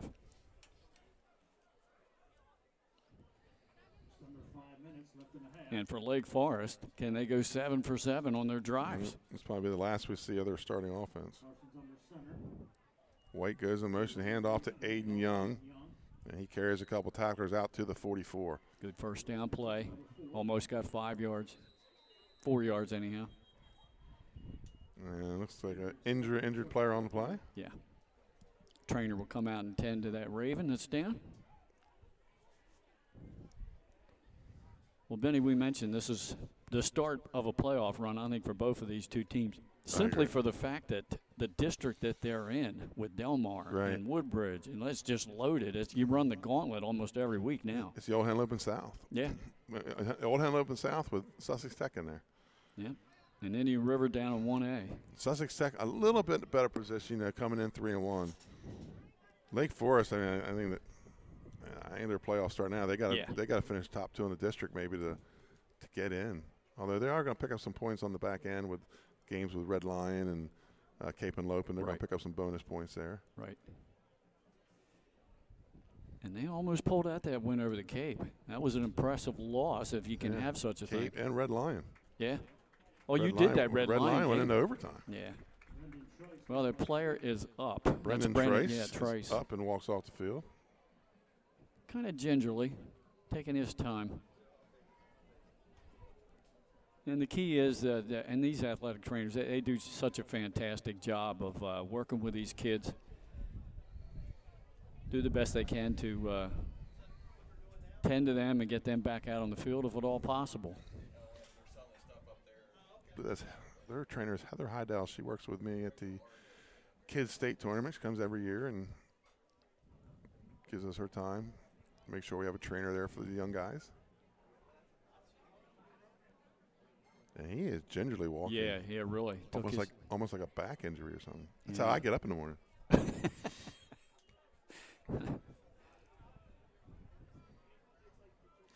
So 2nd and 6. I don't know if that was intended to be a misdirection. Russ trying to get down the side. Oh, he does. The 20, the 10.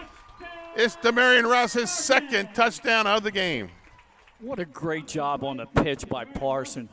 Does the fake, they run the option, He waits till the last second and then gets the pitch out. He's just exceptional in his decision making. His fake was so good I couldn't tell if it was a misdirection fake or was it a broken play. I mean, the way he did it. So Elwanger will come on for this extra point, brought to you by APT, A Precise Touch. So getting the most PT is your APT. That's right, APT. And the Notre Dame fight song. It's good. Folks, we're going to take a quick commercial timeout and come back. Your score, Lake Forest 49, Sussex Tech 0. Like a burger and fries. And home and auto insurance from State Farm.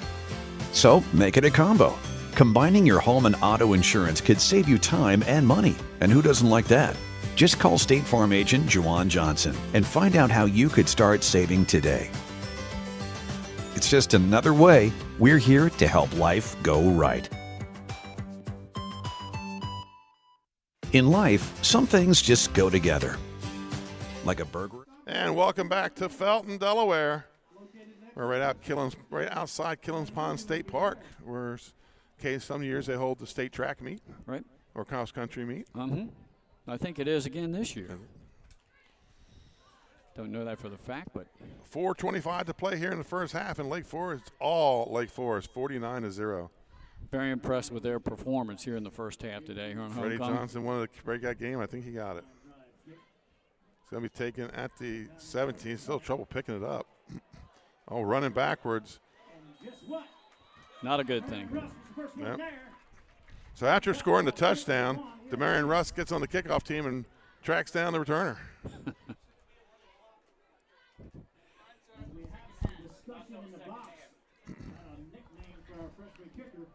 So 1st and 10 for Sussex Tech.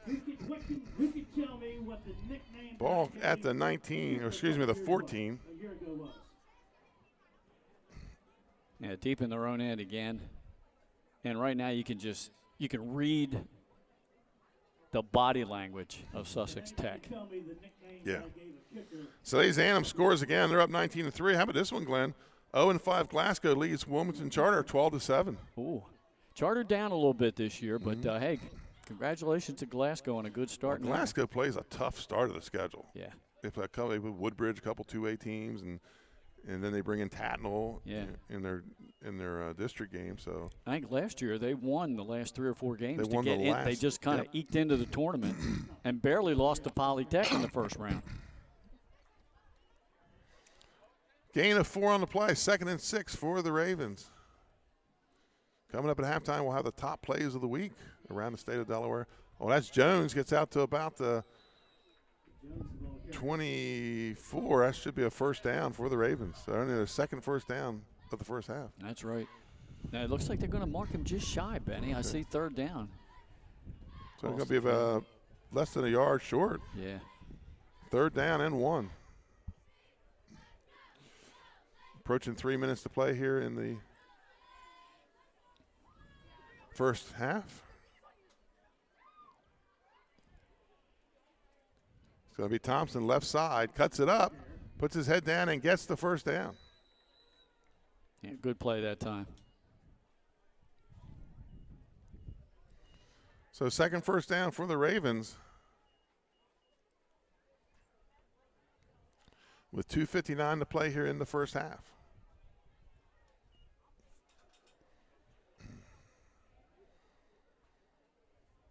Yeah, in these final 3 minutes, Sussex Tech, just try to keep the drive going, get the first downs.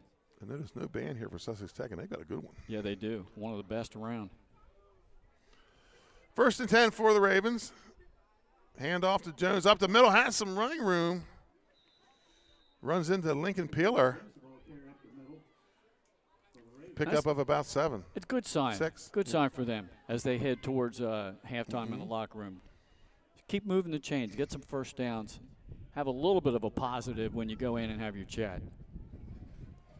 And I think Sussex Tech, yeah, they have Concord the next game. So they get Concord, and then they have the rest of the district games. Right. Flag on the play. Thompson tries to get to the corner, can't get there. No, big hit down there. Stop made by number 7, Indio Hagen. Yeah, Ja'Kai Hotnett in there too on a stop. They double whammied him. So it's going to be on Sussex Tech again, Glenn. Something positive happening and then a penalty. Yeah, so the Ravens have conquered their next game. That is next Thursday. They have a Thursday night game. And then they go to Delmar. Then they have to go to Milford. Milford off to a good start this year. Forgot about them in the district. And then they finish at Woodbridge and they host Delmar and host Milford. Then they go at Woodbridge and at Laurel. They've got a tough schedule ahead. We'll have that final game of the year with Sussex Tech and Laurel. That could very well come down. That could be for like an 8th seed in the state tournament. Could very well be.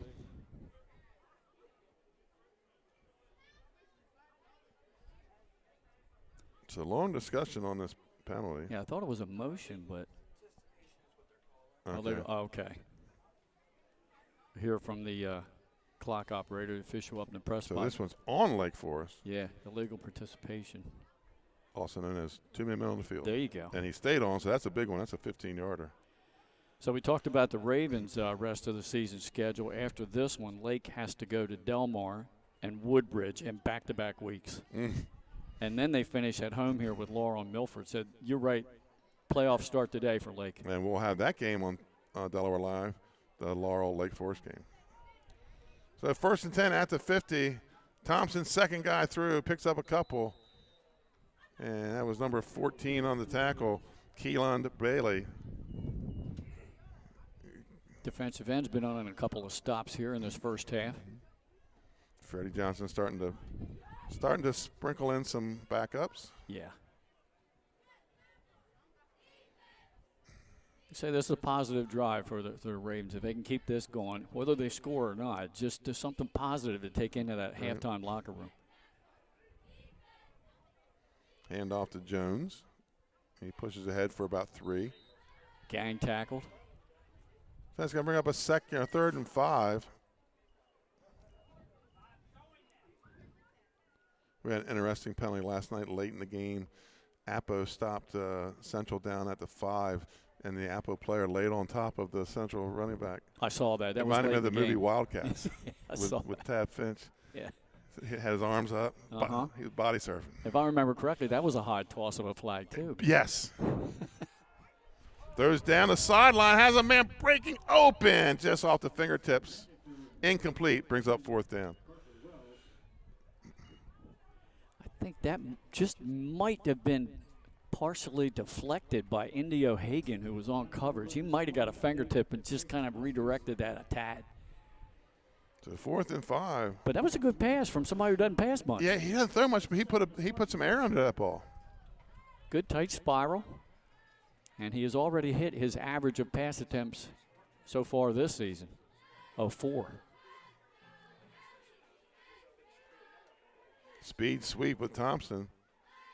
Stutters at the line of scrimmage, and he's going to be taking down Aiden Young, Lincoln Peeler, and a late flag. So let's see. Will that extend the drive because they didn't convert on 4th down? As what we were only about 20-some 22 seconds, yeah. So who's this one going to go against? Offense still out there for the Base Ravens. mass. Okay. That will extend the drive. So that's 5 huge penalties against Lake Forest. Luckily for them, this isn't a close game right now. Coming up, we'll have the halftime stats brought to you by Win the Day Planner. As Dave Marvel will add them up for us.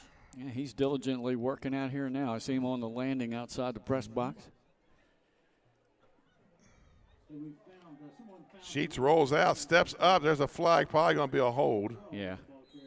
Too much pressure that time. He was waiting for his wide out to get some separation. Good coverage downfield. And it is going to be a hold.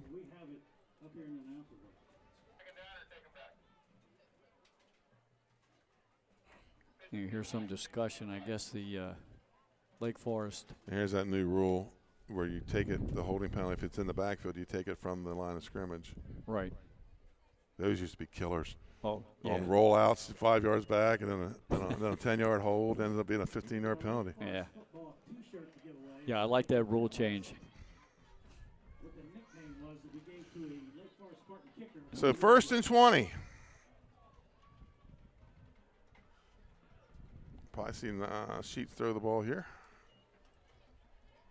Does, throws out to Thompson on the. Says he stays in bounds. Yeah, another little screen out in the flat, just trying to get him some space. And that's going to bring us to the end of the first half, Glenn.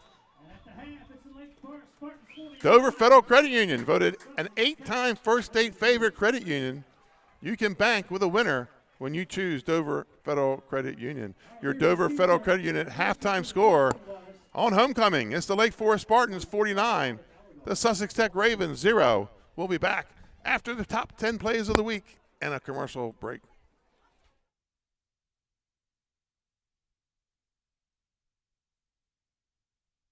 Matt's Fish Camp has 3 locations, all conveniently located on Route 1 in Lewis, Bethany Beach, and Fenwick Island. Matt serves fresh seafood, coastal classics, and Sussex County comfort food. With an array of camp cocktails, craft ales, and a carefully selected wine list, there's something for everyone on the menu. Matt's is the place you can bring your family for dinner, grab lunch during the week, or hang with friends at happy hour. Each location offers unique outdoor dining and a raw bar featuring fresh, local oysters. Open daily for lunch and dinner. Stop into Matt's Fish Camp in Lewis, Bethany, or Fenwick. Welcome to Surf Bagel. Surf Bagel has served the community in Delaware for over 20 years, providing fresh, hot bagels, breakfast sandwiches, lunch sandwiches, wraps, salads, local coffee and smoothies, and our iconic merch. Welcome to Surf Bagel. We're stoked to serve you. Welcome to Surf Bagel. I would always pass by Ferris on Kirkwood Highway, so I knew that they existed. We stopped in the showroom. We just clicked, like from day one. They did a total kitchen renovation for us. Ferris was so organized. They were on top of everything from day one. Always here when they said they would be, always on time, kept to the schedule. The level of comfort speaking to everyone that works at Ferris, they were just super friendly, easy to talk to. It was like they were friends, not, people coming to work on our kitchen. The room is totally transformed from what it used to look like. To have all this seating now and the big table, the bench seats, it's great. I love coming home and just walking through the laundry room into the kitchen every day. It was just a great experience. We love Ferris. Looking to stay cool this summer? At Barclay Heating and Air, we're dedicated to keeping your home comfortable year-round. Family owned and operated, we provide trusted residential heating and cooling services to customers across central Delaware. Our experienced technicians offer reliable maintenance and repairs on all major brand HVAC systems.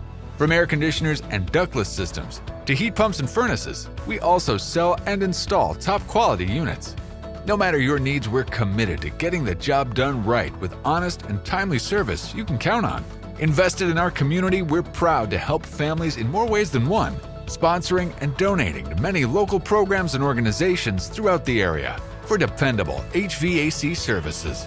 Give us a shout or a bark at Barclay Heating and Air.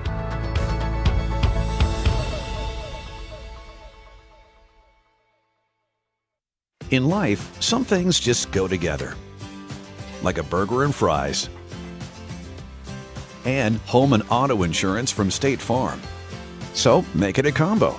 Combining your home and auto insurance could save you time and money. And who doesn't like that? Just call State Farm agent Juwan Johnson and find out how you could start saving today. It's just another way we're here to help life go right. Prevent unwanted house guests from invading your home. With cold weather coming, overwintering pests are headed inside. If you're not proactive, you could be left with a pest problem. Expertise is needed to inspect, identify a problem, and offer environmentally sound solutions like active pest solutions. Prevention is the key to stopping cluster flies, stink bugs, crickets, and mice from entering your home. Protect your home with a proactive pest plan. Contact Active Pest Solutions, your local pest expert. For more information, visit delmarvaexperts.com. Matt's Fish Camp has 3 locations, all conveniently located on Route 1 in Lewis, Bethany Beach, and Fenwick Island. Matt serves fresh seafood, coastal classics, and Sussex County comfort food. With an array of camp cocktails, craft ales, and a carefully selected wine list, there's something for everyone on the menu. Matt's is the place you can bring your family for dinner, grab lunch during the week, or hang with friends at happy hour. Each location offers unique outdoor dining and a raw bar featuring fresh, local oysters. Open daily for lunch and dinner. Stop into Matt's Fish Camp in Lewis, Bethany, or Fenwick. Welcome to Surf Bagel. Surf Bagel has served the community in Delaware for over 20 years, providing fresh, hot bagels, breakfast sandwiches, lunch sandwiches, wraps, salads, local coffee and smoothies, and our iconic merch. Welcome to Surf Bagel. We're stoked to serve you. Welcome to Surf Bagel. I would always pass by Ferris on Kirkwood Highway, so I knew that they existed. We stopped in the showroom. We just clicked, like from day one. They did a total kitchen renovation for us. Ferris was so organized. They were on top of everything from day one. Always here when they said they would be, always on time, kept to the schedule. The level of comfort speaking to everyone that works at Ferris, they were just super friendly, easy to talk to. It was like they were friends, not, people coming to work on our kitchen. The room is totally transformed from what it used to look like. To have all this seating now and the big table, the bench seats, it's great. I love coming home and just walking through the laundry room into the kitchen every day. It was just a great experience. We love Ferris. Looking to stay cool this summer? At Barclay Heating and Air, we're dedicated to keeping your home comfortable year-round. Family owned and operated, we provide trusted residential heating and cooling services to customers across central Delaware. Our experienced technicians offer reliable maintenance and repairs on all major brand HVAC systems. From air conditioners and ductless systems to heat pumps and furnaces, we also sell and install top quality units. No matter your needs, we're committed to getting the job done right with honest and timely service you can count on. Invested in our community, we're proud to help families in more ways than one, sponsoring and donating to many local programs and organizations throughout the area for dependable HVAC services. Give us a shout or a bark at Barclay Heating and Air.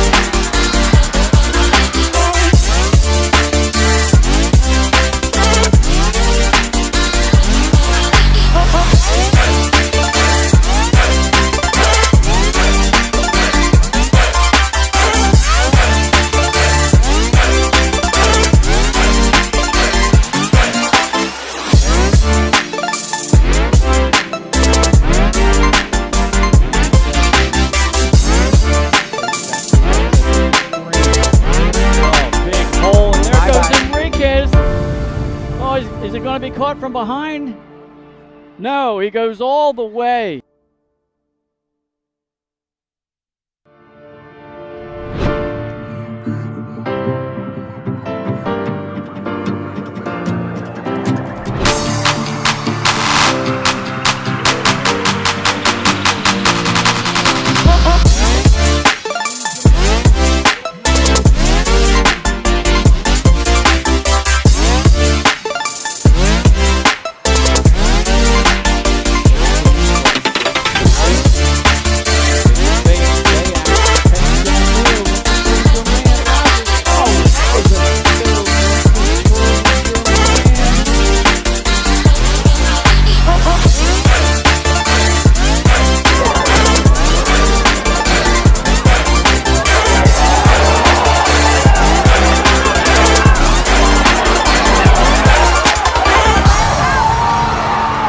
Forefoot on the return is broken loose.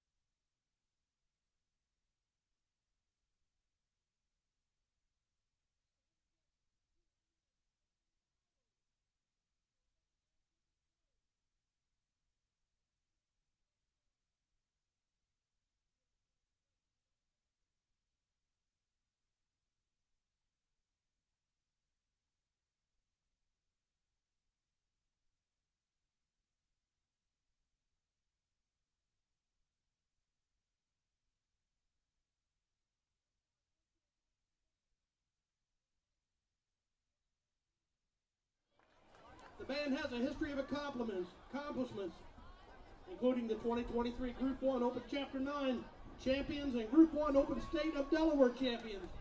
They're now going to perform Dearly Beloved.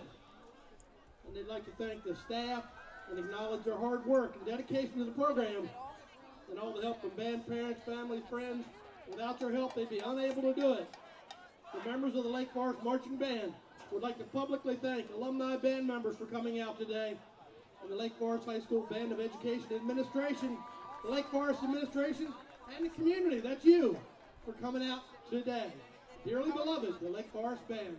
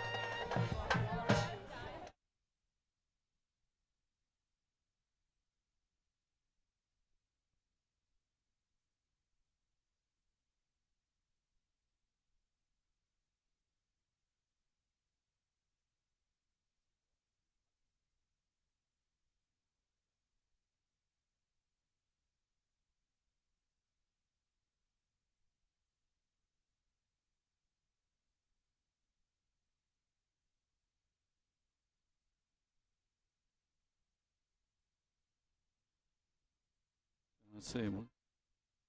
And welcome back to Lake Forest High School as the band performs their homecoming halftime show. Glenn, we had a Queen and King crowned. Who were they? Yeah, well, the King was a football player. How about Raekwon Sullivan? He's had a heck of a day. He has. Both sides of the ball, and he's the homecoming king. So congrats to him. And the homecoming queen is Sky Walker. Sounds like a character out of Star Wars. I was going to say one of her parents like Star Wars. Luke Skywalker. Yeah, right? Congratulations to both, Penny. Yep. Some halftime scores from the Surf Bagel out-of-town scoreboards. Halftime, Slaisanna leads St. George's 19-3. Cesar Rodney leads Hodgson 14-13. Odessa leads Conrad 14-0. Glasgow leads Wilmington Charter 12-7. And that's all I got. No, Archmere and DMA. Archmere still tied at 7 at the half. So some good games around the state. Let's get to our Win the Day Planner halftime stats, brought to you by Win the Day Planner, designed by Dan Rigby, former wrestling coach at Cesar Rodney and Milford, and a former wrestler himself, a school teacher. Sussex Tech, 57 total yards, 54 of it rushing, 3 passing. Turnovers and penalties has been their key problem today.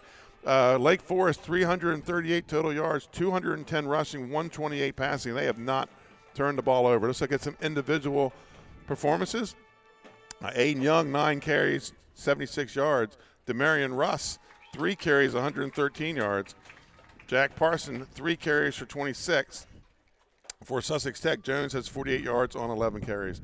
Receiving-wise, Darius Miller, 4 catches for 81 yards. Pierce has 1 catch for 33, and White has a pair of catches for 14. The quarterback, Sheets, is 1 of 5 for 3 yards. Parsons, 7 of 8 for 128 yards. So Parson having a good day so far. Let's look at the penalties. Sussex Tech, and their penalties have been just at the wrong time. Yeah. They've been penalized 6 times for 45, 55, for 60 yards here in the first half. Lake Forest is actually heavily penalized, but they've had such a cushion there in the second quarter, it really hasn't mattered. Glenn, so far in this game, Freddie Johnson said he was hoping for a breakout game tonight. I think he got it. Yeah, he was kind of joking around with us before the game started. He said, I'm tired of all these close games. He said, every time we go out there, it's a one-possession game, and it hinges on a play or two. Well, they took care of that and some in the first half. Scored every time they had the football. Very impressed, as I have been all year long, but even more so today with the quarterback, Jackson Parson. He has engineered drive after drive, does a great ball-faking job of putting the ball in the belly of Aiden Young and then running that option, and he makes the right decisions on the option. He knows when to pitch. He knows when to take off himself. And you mentioned the passing, almost perfect in the first half. Okay, 7 of 8. Penalties, Lake Forest, 7 penalties for 85 yards. But I said a lot of those came in the second quarter where they had the big cushion. Scoring-wise, who's done the scoring so far tonight? It's Miller. He struck first on a 20-yard touchdown pass with 9:22 to play in the first quarter. Then Miller again on a 37-yard touchdown pass at 6:25. Young got in the end zone on a 5-yard run at 4:42 in the first quarter. So it was 21-0 at the end of one quarter. Russ scored his first touchdown, 52-yard run with with 11:48 to go in the half. Then followed by Pierce's beautiful pass by Parson, the 33-yard pass on the turnover. At 11:19, and then A.J. White got into the scoring action with a 5-yard run, and then Russ closed it out at the first half, a 56-yard run with 4:25 to play in the first half. I'll tell you what, this is the kind of game really that Lake Forest needed, and they really need it because the gauntlet that they have coming up is they get Del Mar next, and Del Mar, Coach Hearn, he's got another really good ball club down there. And that should be some battle with those two. Benny, you mentioned halftime scores in high school. Both the colleges in Delaware, their programs have games that are going to kick off in about an hour, a little bit less than an hour, 1 o'clock. Open Dover, Delaware State hosts St. Francis, and the Hornets have played well this year. They have. They hung with Richmond, a CAA team. I wouldn't be surprised to see probably Del State in the CAA before long because the MEAC's kind of falling apart, and a couple of MEAC teams are now in that, and I expect to see. I've noticed they have been putting more and more CAA teams on their schedule. They really have been. And speaking of the CAA, the final year in the CAA, the Blue Hens of the University of Delaware, they're up in Long Island taking on Monmouth. That's going to be a tough one. Yeah, I think so. I actually picked Monmouth to win the game. Delaware seems to have at least one hiccup every season on the road, and this might be the one. Right, and they've had a quarterback injury problem so far this year. Yeah. They're down to the third-string quarterback last week. Yeah. So you don't have that sponsored, do you, the college report at halftime? No. Okay. All right. No. We're going to get APT in here some more in the second half. That's right. Or not. They've had – I mean, they can't be – if there's no scoring in the second half, they can't be upset. No. They got plenty of airtime. And I appreciate Sammer and Sam reaching out and wanting to support not only us but support high school athletes. Yeah, I tell you what, we appreciate all of our sponsors. You do a great job of getting local businesses to support 302 Sports and the student athletes that we cover, and we thank each and every one of them. Coming in the postgame, we'll have the Active Pest Solution Pest of the game. I imagine we'll probably have that call made by 5 minutes to go, since I don't know how much more we're going to see out of the Lake Forest starters. Right. And then we have the DE 302 player of the game, and Glenn will take the bling chain down carefully. We'll try to get you an escort if need be. You can check out photos on Facebook and Twitter of our bling chain winners. Although we get the chain back, guys. Yeah. You just get your picture with it. Yeah, it's funny this year. I think every time we've done it, and I've gone down for a couple of on-field interviews post-game, and they want to keep it. They start walking away. I don't blame them. Oh, you need this back? Yeah. Yeah, we got to use it again next event. Nick Howley's going to have to raise some more money and go get 20 of those for next year. Going to raise a lot more money. Yeah. So second half set to begin about 35 seconds ago before we kick it off. So Sussex Tech should be getting the ball here.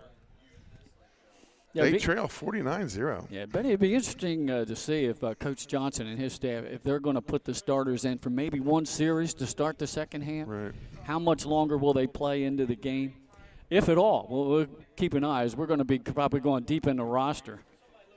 Our starter paperwork is probably not going to help us much in the second half. We'll be reading the roster from here on out.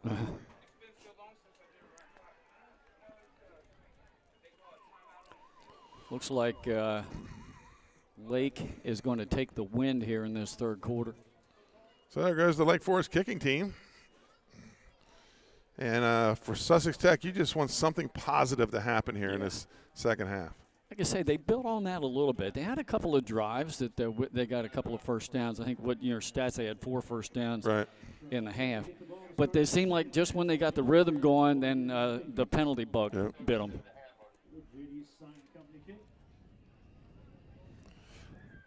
So Nolan Elwanger will kick it away. 3 people back deep not even deep. They're at the 15 for Sussex Tech.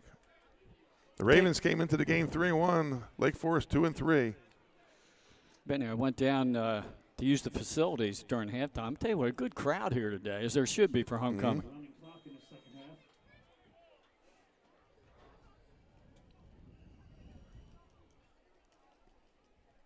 So we're underway with a running clock here in the second half. Good stick on special teams. That was number 4, Barry Reynolds, and takes down number 17. 20 or 17. 17, I think. Is there a 17? No, I thought it was 25. No. Trey Okay, Tucker. all right. So 1st and 10 for the Ravens, and let's say he is going to put his starting defense out to start the third quarter. Okay, and of course we're going to have the running clock.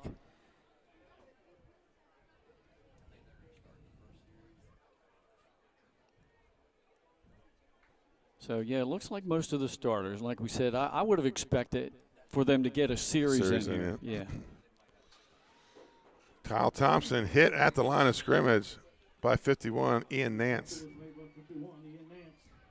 Good stop on the run play. Like no gain. So 2nd and 10 for the Ravens. We'll see Aiden Young checking out.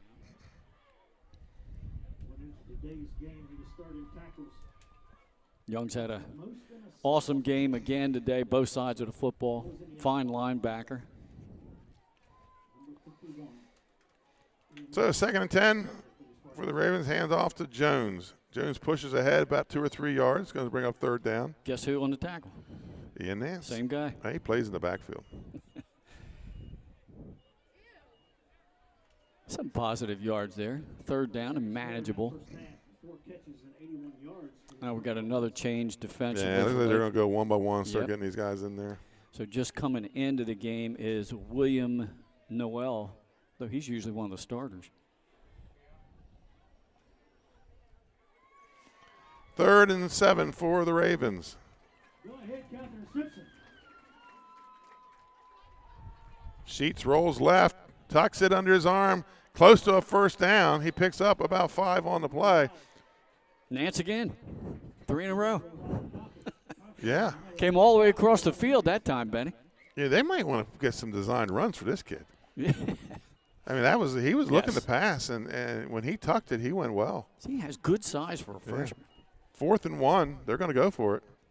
Yeah, why not? 4th and 1 for the Ravens. Hey, Spartan fans, make some noise for our defense.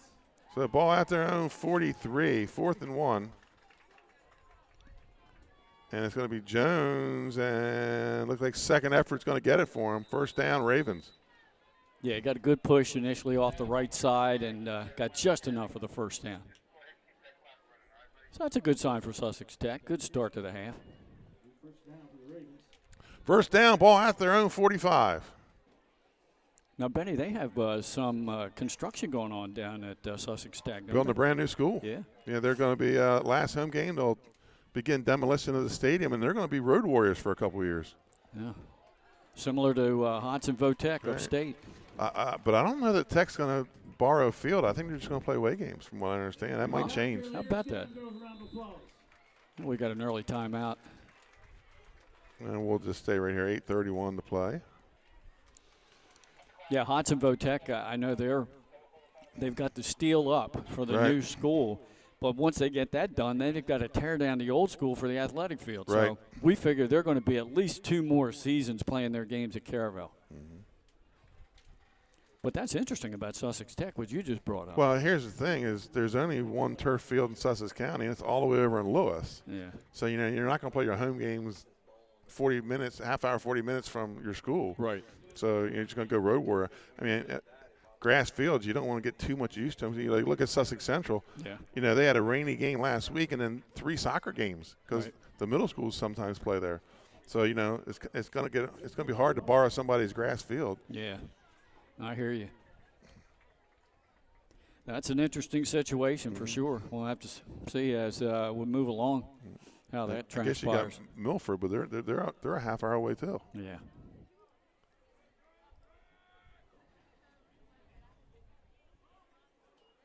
So back to the clock running. Thompson tries to get the edge, goes out of bounds. I'll tell you what, Bailey did a great job of getting in the backfield and forcing that play deep. Really gave no room for Thompson to turn the corner and get the edge. Gain of 2 on the play, brings up 2nd and 8.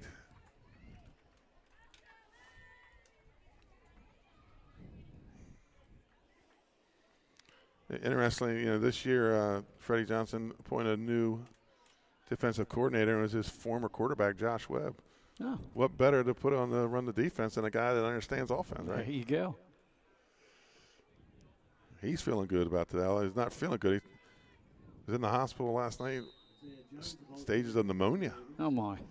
So I said, that's good. Hope you feel better and get out of the press box. Right. Nice gain there by Isaiah Jones, the senior fullback. And starting to make a lot of substitutions now. Yeah. Yeah, we're getting some more defense players. Xavion Cooper, talk about a freshman with size. Yeah. That nose tackle, he's huge. And he's had a heck of a game. He checks out. 3rd and 4 for the Ravens. Toss out to Thompson. He's got the 1st down. He's inside the 40, the 30, and steps out of bounds inside the 25, about the 23-yard line. 1st down, first big play, big gain of the day for the Ravens. Yeah, Kyle Thompson, who came into the game over 700 yards rushing on the season. You mentioned he's the leading scorer in the state, we all think. Not everybody posts that kind of information. Trust me, because come Monday when I'm looking for stats, I find teams each week that don't post. 12 touchdowns coming in for him.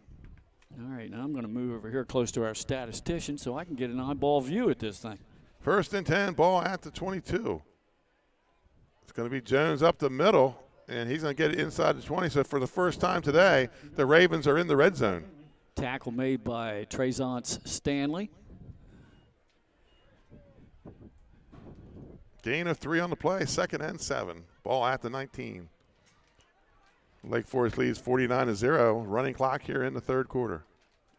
Yeah, nice day for a game weather-wise. The wind has died down quite a bit from the blustery conditions we started out with. Got a ton of alumni here today enjoying this homecoming game. Knox under center. Motion goes to the far side. And flags on the play. Yeah, another pre-snap penalty. It's going to go against the Ravens. Well, that's going to push it back to a 2nd and 12. Next week on Delaware Live and 302 Sports, Friday night, we're going to have upstate. We're going to have Appoquinimink hosting St. Mark's. St. Mark's a little bit of an up and down team this year. Yeah. And I'll be at the beach, Cape and Lupin and Sussex Central. Sheet's going to roll right, tucks it and pull down from behind, but a gain of 1 on the play. That's Nance again. Nance He's already again. made 4 tackles in this drive. Well, I think if Sheets makes the decision to run that sooner, he gets a pretty good game. Yeah. He had the ball out like he was ready to pass. Pickup of 2 or 3 on the play brings up 3rd down. Nance trying to throw his hat in the ring for your best player. Yeah. He's been one.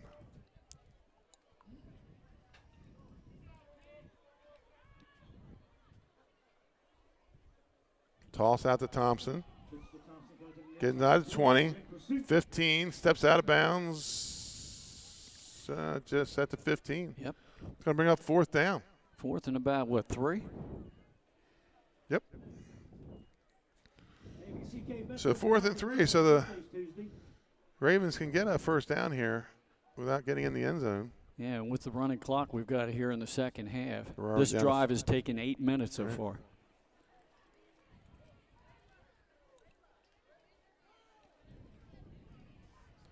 So Sheets brings the play in from head coach Brad Ellingsworth.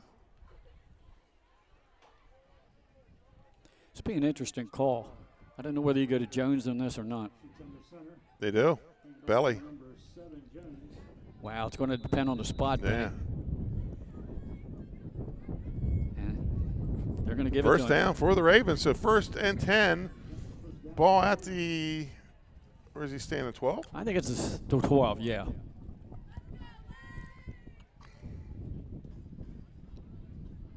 Wow. It looked like 1 was going to measure, but too late. The chains are gone. Yeah. I noticed the side judge across the field from us, he made an early signal on that Right. one. So 1st and 10 from the 12-yard line. Ravens looking to score for the first time here today. Sheets goes under center. Ooh, Oh, my. that's got to be Nance. It was. Was he in the huddle? I think so. Oh, man, right at the line of scrimmage. Yeah, even a loss on the play. He didn't even have time to fight off a block. He just shot the gap.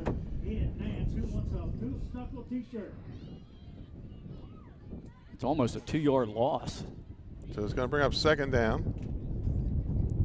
A split second sooner, and Nance could have taken the handoff. Yes.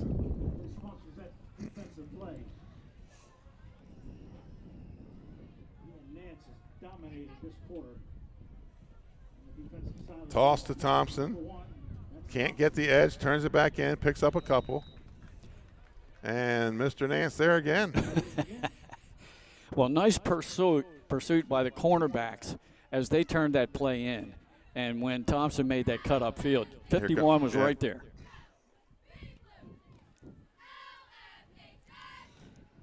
Under 2 minutes to play here in the third quarter. 3rd and 11 for the Ravens. No doubleheader for you next week, Benny? Just a Friday night game? I try to limit those. I'm telling you, it was tough getting up 6:15 this morning, 6:30 this morning.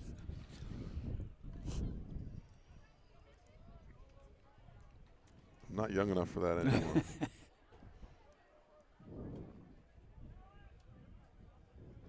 And it's going to be a sweep. This is number 28, Jaden Justice.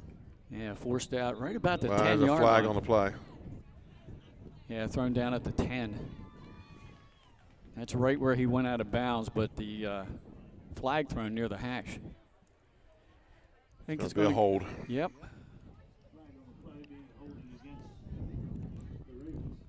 Now, Benny, we're inside of a minute now, so Sussex Tech's had the ball this entire third quarter because of that running clock.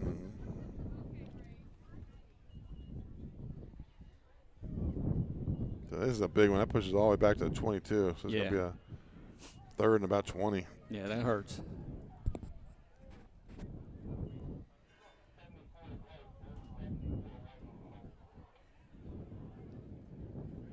Sheets rolls right, under some pressure. Incomplete. Yeah, overthrew his intended receiver. And guess who was just about ready to pounce on him if he caught the ball? Let me guess here. Ian Nance? Yeah. I would say I'll give you two guesses, and the first two don't count. Yeah, I don't need two guesses. He's made almost all the tackles here in the second and third quarter. Well, if he's not pest of the game, he's pest of the third quarter. Yeah, he's a pest. That's it for the third quarter, Benny. That's Brad Ellingsworth. So that's the end of the third quarter. Your score, Sussex Tech 49, or excuse me, Lake Forest 49, Sussex Tech 0. We'll be right back after this commercial timeout.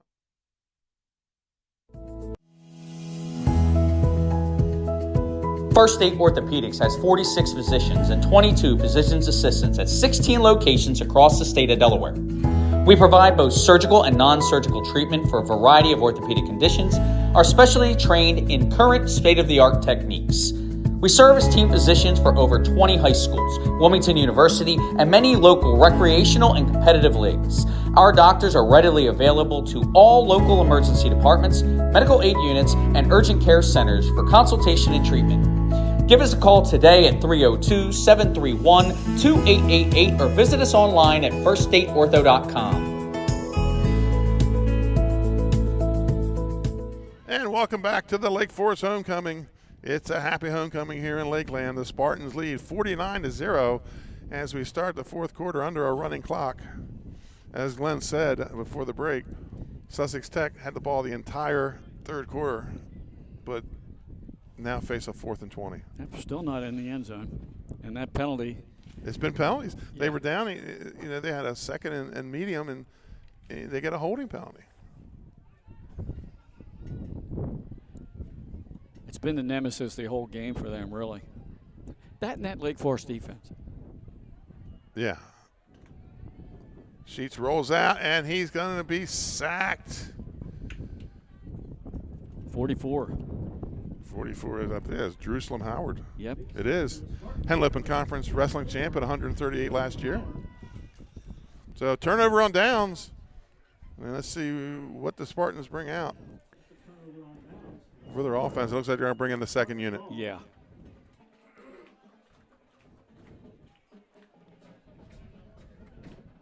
So that's the last we've seen of the Spartan starters, as they did their half a day's work for them. Boy, and what a half a day of work it was. In comes quarterback number 14, Keelan Bailey. I was watching him in the pregame, Glenn, and he can throw the ball. I don't think we're going to see a whole lot of throwing, but they're going to take a timeout. Yeah, make sure they got the right personnel in there, everybody on the same page. And that's one of the few things that will stop that running clock. Yep.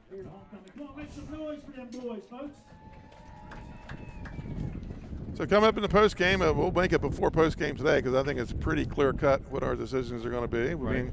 Me and Glenn will talk about the pest of the game, the player of the game, and then while Glenn goes down to hand out the bling chain, I'll cover over some post game stats brought to you by Win the Day Planner.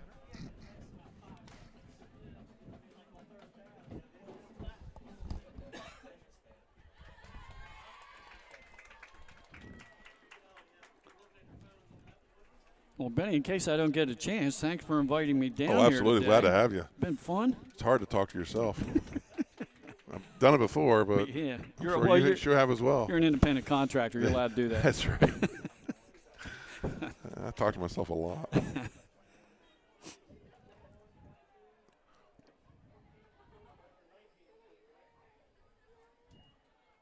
It's going to be up the middle. Uh-oh. 21. 21. Dominique Hall. He's going to go all the way down. 77-yard touchdown. Well, there's a homecoming moment for that young man. He said, give me a chance. I'm going to show out on homecoming. So it took Lake one play here in the fourth quarter to score. One play in the second half to get another score on the board. 7 for 7 on their drives. One play drive, 77 yards. They have been pretty much perfect today. You got to credit the line. I don't know who was out there at that time, all the linemen, but big hole right in the middle of the field.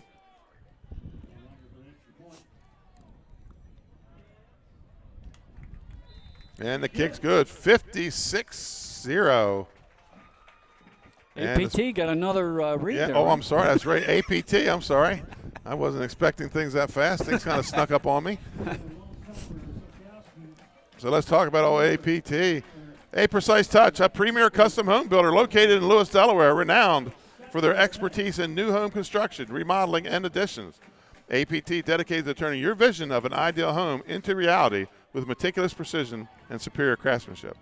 Partner with APT to experience unparalleled quality and attention and detail in every residential product. You can learn more about APT on their Facebook page, A Precise Touch. I'm going to be saying APT in my sleep tonight. 7 for 7 on possessions for the Lake Forest Spartans. They've scored every time they've touched the ball. Well, at least you won't be talking to yourself in your sleep. That's right. Right. So El Wrangler kick it away. Clock goes under 9 minutes. And like we said, Lake Forest, I think a much-needed win for them with the schedule they have ahead.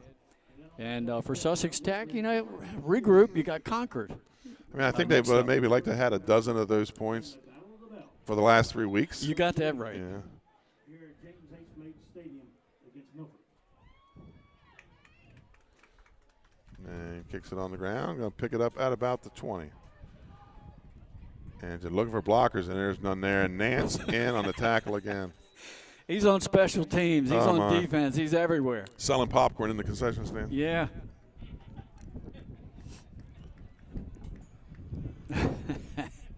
That young man is having a game. I don't remember calling his name too many times in the first half, but yes, he's making up for it. Yeah. He said, look, Raekwon Sullivan gets homecoming king. I'm going to make some tackles. Make sure everybody knows I'm here. So Sussex Tech will take over 1st and 10 at their own 26-yard line. And it looks like we're going to have a new quarterback coming in. Yeah, and there goes the media stuff again. I'm just taking that off. You need a new clip. And I don't have a number 2 on my roster. So, Mr. and Mrs. Number 2, your son's in at quarterback. Hand off to 28, Benny. That's Jaden Justice. He's the punter. No gain on it. Actually, a loss of 1 on the play. Brings up 2nd and 11. So, Sussex Tech now starting to put some of their reserves in the game. Oh, 2 is Cullen Nichols. I'm sorry. He's at 2 numbers. I guess they have different jerseys for home and away. Yeah. Sophomore Cullen Nichols is now in at quarterback. He's good size too. Yeah.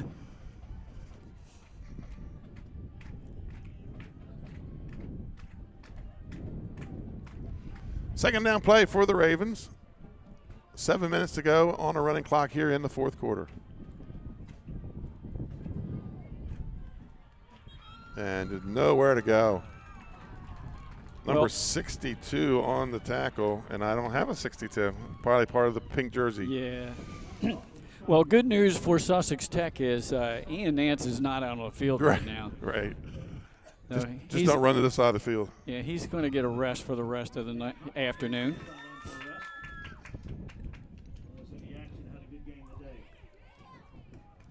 Third down and 12, another loss of 1 on the play.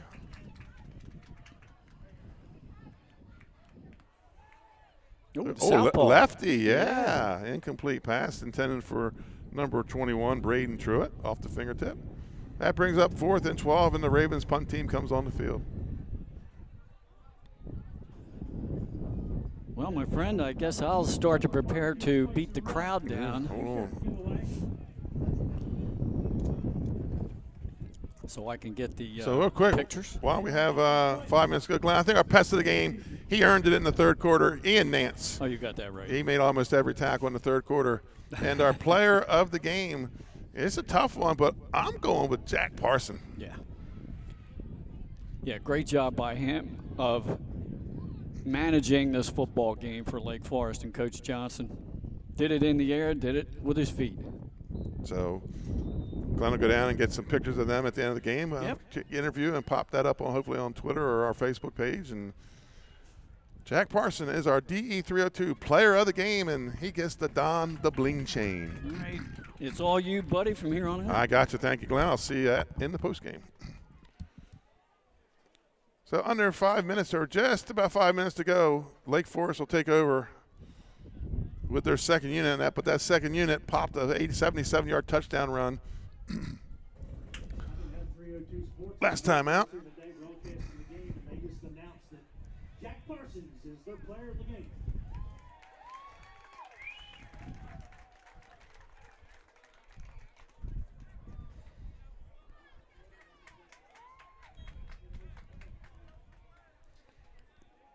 So 4:35 to play. Bailey under center. Toss out to number 33, Isaiah Wright. And he's taken down at about the 23-yard line by number 30, Isaiah Fountain. Going deep into the roster here in the fourth quarter.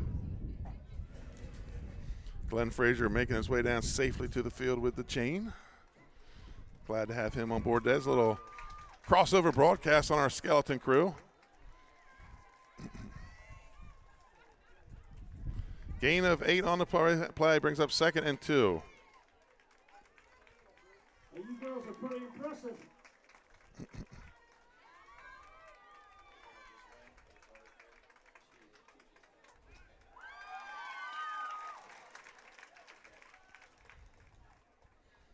Gonna toss out again to Wright. Wright's got the edge, got a first down. Dragged down from behind by number 28. Jaden Justice with the jersey tackle brings him to the ground, but not before he gets a first down. Clock on approaching 3 minutes to go here in the game.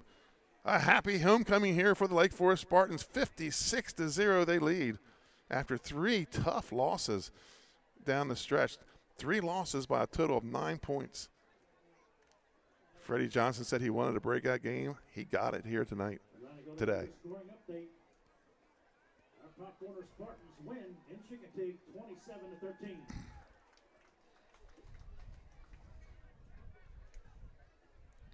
Going to be up the middle with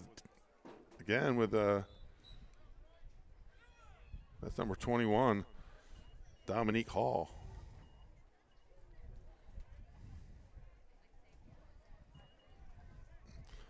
Next week, I'll be at Cape Henlopen with Sussex Tech's Golden Knights. Suffered their first loss of the season last night in a 33-30 battle with Appoquinimink. They'll head down to the beach to take on the Cape Henlopen Vikings, who are also 4-1. Big Class 3A District 2 game. Tossed at number 22, Morgan Morris, and he gets positive yardage down to about midfield to the 48. 2 minutes to go here in the game.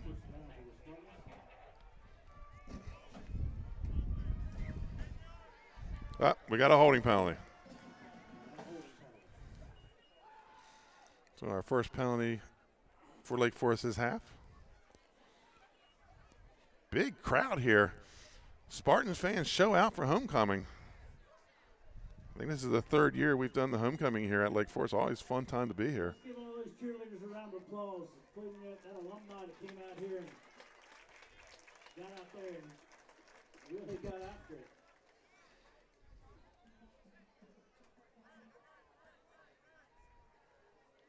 So check out on Twitter and Facebook later today. We'll have pictures of our player of the game and our pest. Brought to you by Active Pest Solution. Handoff up the middle. Oh, no. That's the keeper by Bailey. He cuts it to the 40, inside to the 36. Becoming a staple of the Lake Forest offense is that belly ride these quarterbacks do.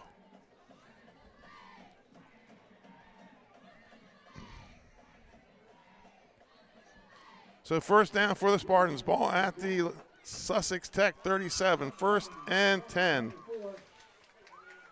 Thank everyone for coming out today. This big crowd. Beautiful day for Spartan football. And so many players had such a great day. We can go on. And off again to number 21, Dominique Hall. He takes it down to the near the 20. 24 seconds to play. Just being unbelievable on the defensive side of the ball. Along with my man. So the Lake Forest Spartans going to pitch the shutout here as clock runs under 10 seconds, and they're just going to let the clock run out. These players and the Spartan squad. Let's give a round of applause out to the coaches, ladies and gentlemen. But folks, that's your final. Lake Forest 56, Sussex Tech 0. Coming up with the post-game stats. Brought to you by Win the Day Planner. Made by Dan Rigby, former Caesar Rodney and Milford wrestling coach. Only one touchdown here in the second half. That was Hall on the 76-yard run. So let's go to the final stats of the game. Sussex Tech, 97 total yards, 94 rushing, 3 passing, 2 turnovers. Lake Forest, 489 yards total offense, 361 rushing, 128 yards through the air. No turnovers in today's game. Individual performances: Young, 9 of 70 for 76. Darmarian Russ, 3 for 113. Parsons, 3 for 26 rushing. For Sussex Tech, Thompson, 16 for 46. Jones, 16 for 47. Miller had 4 catches for 81 yards. Jack Parsons, our player of the game, 7 catches, 7 of 8 passing for 128 yards. Again, your active pest solution pest of the game is Ian Nance. And our DE 302 player of the game, Jack Parson, the quarterback. Glenn Frazier will be down there getting his photo, and we'll pop that up on Twitter and hopefully Facebook later on this afternoon. Folks, next week we will be at the beach when the Sussex Central Golden Knights 4-1 take on the Cape and Living Vikings 4-1 as a rematch of last year's state semifinal game won by the Vikings last year. Pregame show 6:35 with kickoff at 7. That's a wrap for today's special Saturday edition of our Downstate Game of the Week. Thank you for our camera woman, Linda Marvel, our statistician, Dave Marvel, my broadcast partner, Glenn Frazier. I'm Benny Mitchell. Thank you for watching. Repeat our final score for today. The Lake Forest Spartans 56, the Sussex Tech Ravens 0. Have a safe sports-filled weekend from all of us here at Delaware Live, powered by 302 Sports. Good afternoon, Delaware sports fans. The things that matter most happen right in our own backyard.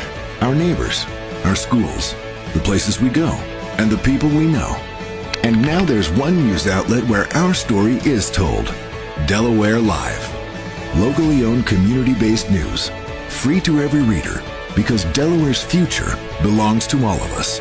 Quality journalism we can trust to help us take on the day. Delaware Live. Our state, our news, our home.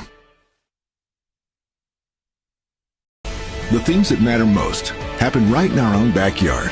Our neighbors, our schools, the places we go, and the people we know. And now there's one news outlet where our story is told. Delaware Live. Locally owned